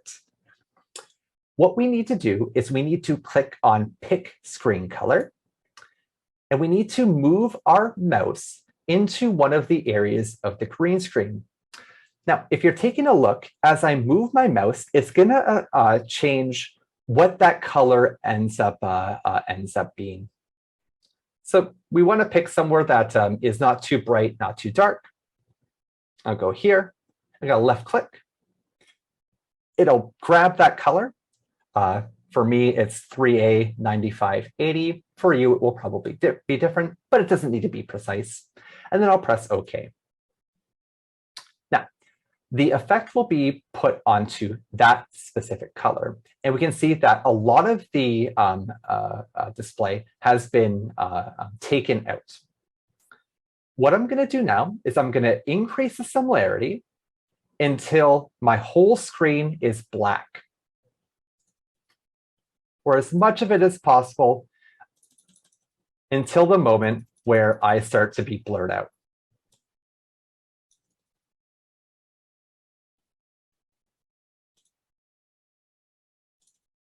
That looks pretty good. This is, it's an art more than a science, to be sure. Do be patient with it. If you spend enough time with it, your results will be rewarded because of it. Now, for me, I found that a similarity of 75, a smoothness of 95, and then I'll actually reduce the other color key spillover down to 20. Don't think it needs to be that high. So I'll apply that as our effect and then hit close. Now, I'm going to play my footage. And it shows the footage, but of course, I don't have any other sources in front of, or sorry, behind this other source. So I'm going to add another source. I'm going to add window capture and my existing screen from before. And I'm going to put the green screen footage in front of my my screen. Oh no. So if you take a look here, overuse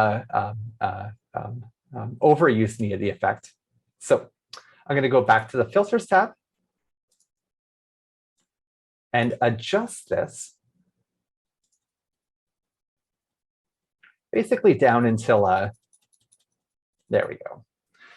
Down until I appear solid again. So I'm down to 44 now. Now hit close and then resume my my playing.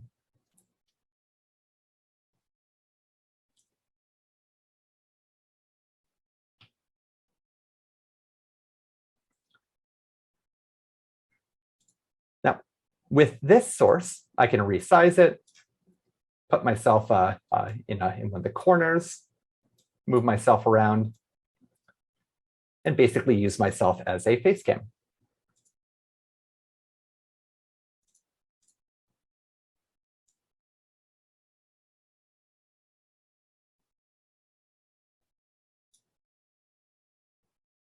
I need to increase the other similarity for this part here.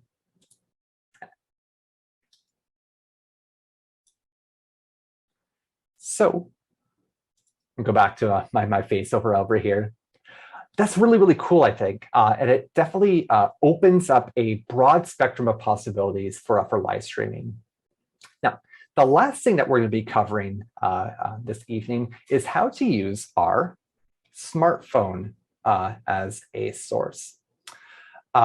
Prior to this, we've had to plug in different cameras to our computer, and maybe we don't have access to nice cameras and things like this, but we still want to achieve a good result.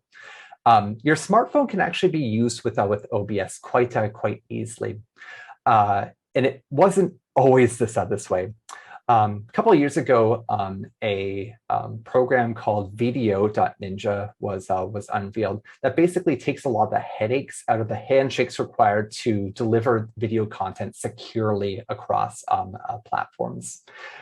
It was possible to do beforehand, but you needed technical knowledge to be able to send video information securely.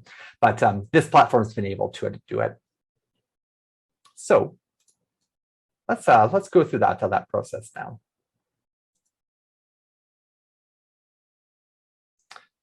Now, to add a smartphone source as a source to OBS, we're going to open up a new tab, and I'm going to go to Video.Ninja. No www, anything like that. The URL is just Video.Ninja. I'll press enter. It's going to bring me up to this website here. So Video.Ninja allows you to create rooms that securely and fastly transmit video information from a device to your OBS instance. The process to do so takes a few steps, but it's actually not too complicated. If you open up Video.Ninja on your camera, you can just click on add your camera to OBS. So you don't need to go through the other step here. But if you're on your computer that has OBS on it, you can create a reusable invite that basically generates a URL that you would sign into on your phone. So I'm going to do that. I'm going to click reusable invite. it's going to give me some options to choose for this, this source. I'm going to call this source phone because it's my phone. And there's some advanced options that we have the opportunity to change. We're not going to change any of those for now. After that, we're going to generate an invite link. And it will bring up a QR code, which you can then scan that, allows you to link this other source. So on my phone, I'm going to open that up right now.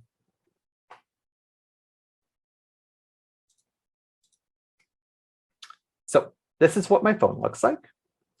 And it's got that video interface, and it has the share your camera button. Oh. Just like so.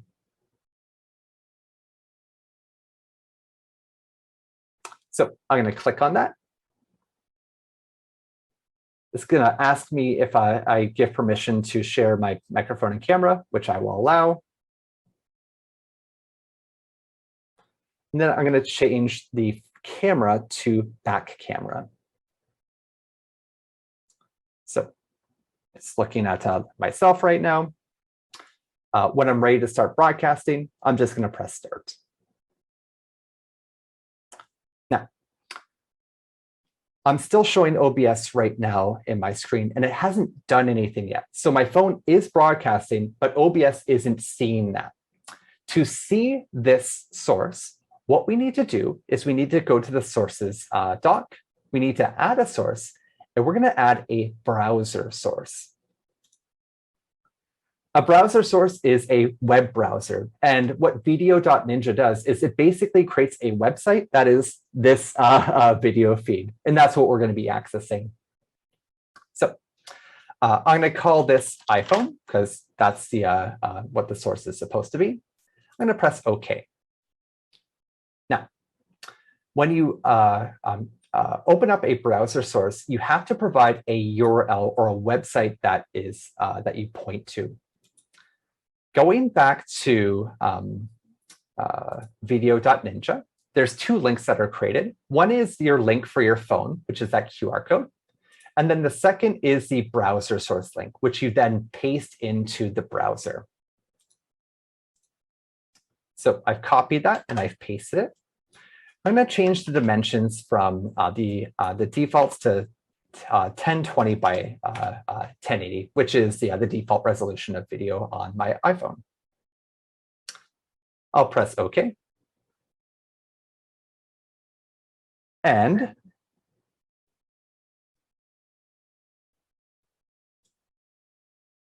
there we go. We'll see if I can get my phone over here for an infinity effect. So right now I'm broadcasting to you from my phone, and it's not being done through my local network. This is actually being done through the internet. And the latency that we see is actually really, really good. I'm quite impressed with it, actually. You also have the opportunity to see my live streaming setup as well. All the other cool things that I've got around in my my home office. Now, the downside of using a phone as a live streaming device is video is quite intensive to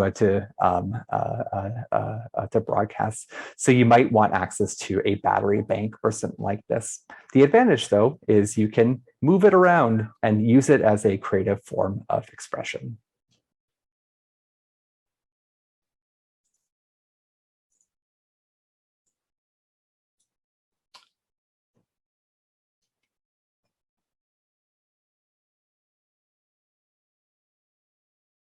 Forgot to mute it. Sorry about that if there's any echo. Actually, let's use a GorillaPod and make sure you're not looking at my my chest. Okay.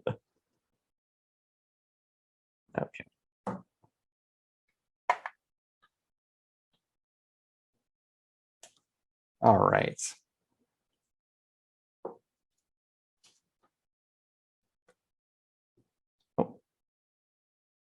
I think I accidentally turned it off. Oh no, yeah, I did. That's not convenient.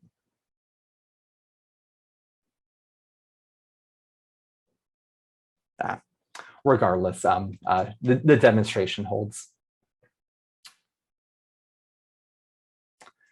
So cognizant of time, everyone. So that was the last thing that that I want to share for what we can do with OBS and live streaming. I'll briefly go to my slides to conclude.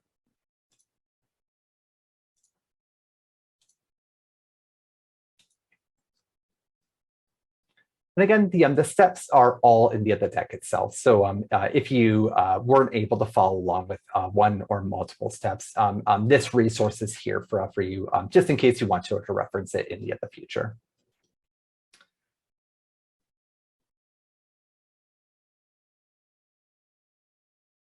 Now, super quickly, before I take questions, my personal live streaming setup was built over 4 years. So I started live streaming in 2018, and I didn't have access to any of the stuff that I have now, except for one of the cameras. That was the only thing that I had before. In terms of my setup, I'm using the current version of OBS, but I'll be upgrading to the new version once it comes out. Using the newest version of this other software can certainly help out with any bugs that pop up. OBS also has the ability to accept plugins, and plugins really increase the functionality. We didn't cover plugins at all this other session, but there are thousands that increase or enhance the functionality of the platform.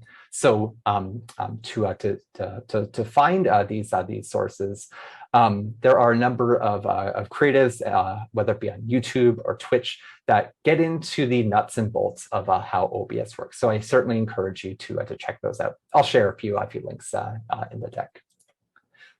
For hardware, I'm connected to a PC or computer. The computer specs are fairly modern, but the computer itself is 4 years old. So you don't need the latest and greatest computer to be able to live stream effectively. Mine is 4 years old. It was high end at that time, but nowadays it would be considered mid-tier to maybe middle high tier. One important thing, though, is a graphics card. Having a graphics card really helps with making your live streaming experience more seamless. The last thing I would recommend is having a wired internet connection, just in case there's any hiccups in your Wi-Fi. For video, I use a camera, and that's connected to a capture card. The camera I use is the Sony a5100. This is a mirrorless camera that I think is about 7 or 8 years old now. I was using it to take pictures a long time ago. Then I got a better camera, and now I use this one for live streaming. There's a lot of documentation online for how to convert these cameras into webcams, which will result in a much higher quality image than what you'd see. To provide a bit of a comparison, I'm going to quickly create another video capture device. We're going to call this webcam. And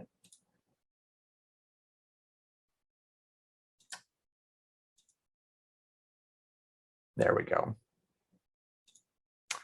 And do a side-by-side of my webcam, which is just beside my main camera, and then this camera here. The difference is night and day. Like it's not even comparable.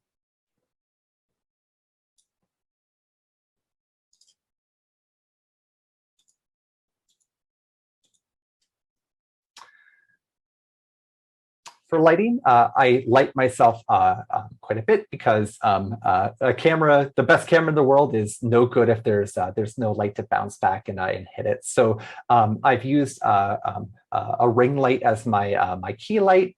Makes sure that I'm evenly lit and look, well, not great, but as good as I'm going to.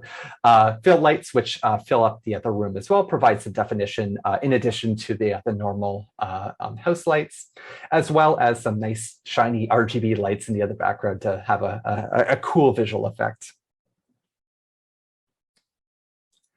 Finally, for audio, I use a wireless microphone because I use my hands quite a bit in my live streaming. You don't need a wireless microphone, though. A microphone such as the Blue Yeti, which is beside me here, more than suitable for live streaming, as long as you're close to it. If you aren't close to your microphone, it's not going to yield good audio. Before I hand things over to Sanjana, I'll take the other questions now. So just let me open them up for us to address. Let me bring this over here. The first question is, are you using OBS Studio 27? Yes, I am, but OBS Studio version 28 will be out next month. So make sure that that you take a look at the updates there. There's a number of new features that will improve the quality of life there. Can I simply use my phone to live stream instead of using OBS? The answer is yes. We just showed that process near the end of the session. So you need to connect your phone to OBS using a platform such as video.ninja to grab that footage from your phone through a browser. So hopefully that addressed the other question. Regarding audio, if it's disabled in sources wouldn't affect the microphone. Are you suggesting microphone on sources and audio off? Yes, I am. So in your global audio sources, if you disable them, basically all that means is they won't go to all of your scenes. You can enable things on a per scene level by incorporating that source into the other scene and then just making sure that it's not muted. So it's kind of a way to make sure that you're not accidentally broadcasting things that you shouldn't be. One reason why is, and we didn't cover it this evening, if you have a stream, you usually don't want to just turn on right away. You want a pre-stream screen that has some information about what it is that you're broadcasting, things like this, and probably having your audio off. So you display that screen, you get yourself ready, like all prettied up or whatever you need to do. And then when you're ready to go, then you can change the scene into what you actually want to display. So hopefully that's helpful. Oh, you're welcome. The next question was thank you. So the next question is, it seems so late, Jay, very troublesome. Must we go through all these? Now, you don't need to for live streaming. The platforms that I was sharing, they all have their inbuilt system. So for Facebook Live, for example, if you don't want to use OBS, you don't have to. All you need to do is sign into the Facebook Live client, choose webcam, and then go live. The downside, though, is you don't have control over the quality of your content. It will get you a certain threshold in the other community. But if you aren't displaying information in an engaging and informative way, nobody's going to watch your stuff. So it's not required to use OBS. But I would say that if you have any visions at all of broadcasting to more than just your closest friends, you need to spend some time looking into the technical aspects. So unfortunately, I don't have the most pleasant answer for that question, but hopefully that answers it. Can you guide me where I can navigate to create live video on Facebook? So hopefully I addressed that question during the program. Next was for OBS source, if mine doesn't show camera, what's an alternative? So if you don't have any camera sources that exist, using your phone as a source can be one. So using the other browser trick that I showed using video.ninja, that's a possibility for sure. But otherwise, you can just display game capture or window capture. You don't need to show yourself for a live stream, and most people don't. There are communities that show virtual avatars of yourself as well. It's called VTubing. You're more than welcome to do that as well. So there's a lot of different ways to show yourself without necessarily showing yourself, if you understand what I mean. Next one is live streaming so tedious? So the first time, yes. The first time you will have no idea what buttons to press and you'll be confused and not know what's going on. And then the 5th time, it'll be a little bit better. And then by the 10th or 15th time, it'll be really, really natural. It's like riding a bicycle. The more that you practice and do it, the easier and easier it will get.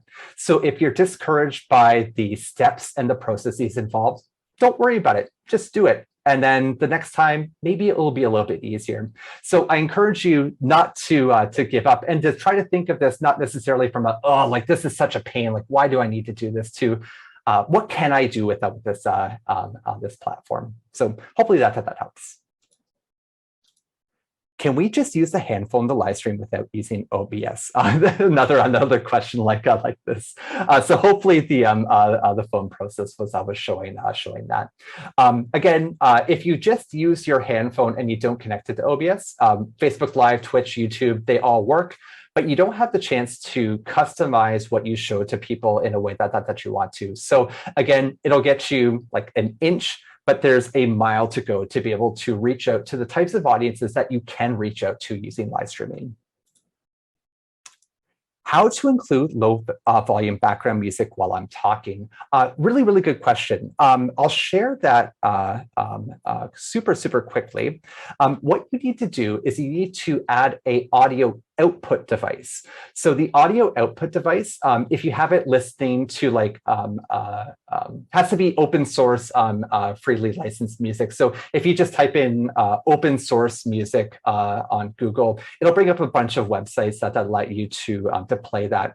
You would open up that window, start playing the music, and then go to the audio output device tab, and then select whatever that that source is that's coming from. So if it's coming into your headphones, you select your headphones, and then you can adjust the volume to make sure that it's quieter. Not a hands-on demonstration, but hopefully that's how that helps. You could also Google the solution as well. And as long as you're asking that question in Google, it should give you the correct answer. So excellent question. For Video Ninja, I'm not understanding why does one need to integrate to OBS. So the reason why is the live streaming platform that you link to, that'll all depend on OBS. Each individual client, so Twitch, Facebook, YouTube, they would all have ways to do it from your phone. But again, it would just show basically your video feed and nothing else, which would have a adverse effect on the other quality of your content. So hopefully that's how that answers.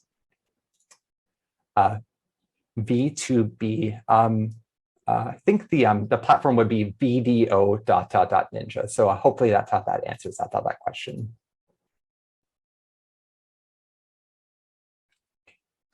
So that concludes our Q&A segment. Thanks so much for everyone for passing their other questions. And also thanks so much everyone for spending some time with us this evening. What I'll do now is I'll pass things over to my colleague Sanjana, who will provide some additional information about some next steps if this content was of interest and you either want to learn more or want to access some of our services at NLB. I'll hand it over to you, Sanjana. Hello. I hope everyone can hear me. I understand that it is 8:35, so I'll just go through these slides super quickly, just to give you some information on some NLB resources. So thank you, Brent, for the informative session, and I hope that through this session, all of you have been inspired to take a leap into the world of live streaming. So I'll just quickly go through some NLB resources that you can access for free. As you may know, you can access ebooks, newspapers, and audiobooks, and much more using the NLB mobile app. I'll be pasting all the links to the resources I mentioned later on. So don't worry about looking these up right now. You can download the NLB mobile app on the Google Play Store or the Apple App Store. You can also log in to the NLB mobile app using your My Library username or your SingPass. If you would like to explore curated and recommended resources related to digital marketing and live streaming, you can scan the QR code or go to go.gov.sg/digital-learning packages, no spaces. I'll be pasting this link in the chat box as well. Or let me just quickly try to paste them now. So I've pasted both the links to the mobile app and the recommended resources in the chat box. I'll move on to the next slide. So here are some book recommendations. You can scan the QR code, or you can take a screenshot of this page, or take a note of the book title so that you can look them up in our NLB catalog or on the NLB mobile app. So here is the link to the slides. I've pasted it in the chat box earlier, but I will paste it again for your reference. It's go.gov.sg/NLB-OBS-slides. So if you would like to start from the very beginning and get more hands-on and a practical experience on some basic live streaming and videography techniques, you can attend our Leap into Live Streaming 101 program that we will be holding across the public libraries. We do have one tomorrow at 12 p.m. at Ang Mo Kio Public Library. But if Ang Mo Kio is too far for you, we also have one next Saturday at Sengkang.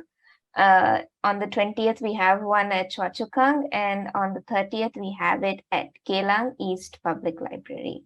So if you would like to attend this session and are interested, you can go to this link that I'll be pasting in the chat box, go.gov.sg/NLBMDL.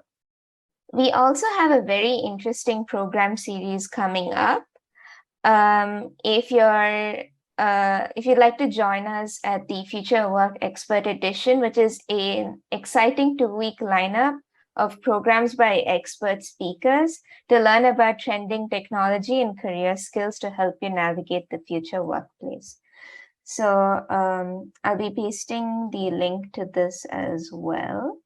It's go.gov.sg/FOWEE 2022. So here are the QR codes to our upcoming programs. My Digital Life is a series of programs that are about the impact technology has on our daily lives. So if you'd like to learn more about digital wellness and e-hobbies, you can attend the My Digital Life programs. If you're interested in improving your digital skills at the workplace, you can attend our Future of Work programs. And these are the last links I'll be pasting in the chat box. So that's about it on my end. I'll pass the time over to our MC to close out the session.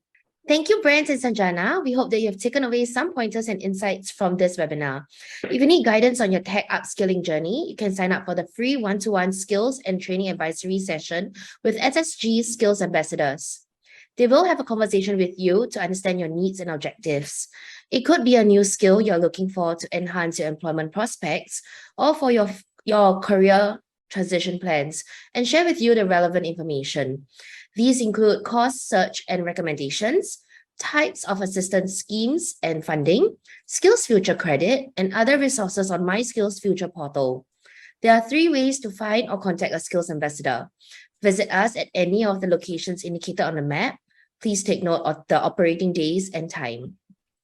They will provide you with suitable course recommendations based on your career goals. Simply scan the QR code or click on the link in the chat to register, and they will reach out to you within 3 to 4 working days. We have now come to the end of our session. We would appreciate if you could take a minute to fill in the feedback form by scanning the QR code. Once again, thank you for taking time to join us in our webinar. Do check out the upcoming webinars on our Skills Future Festival website. Goodbye.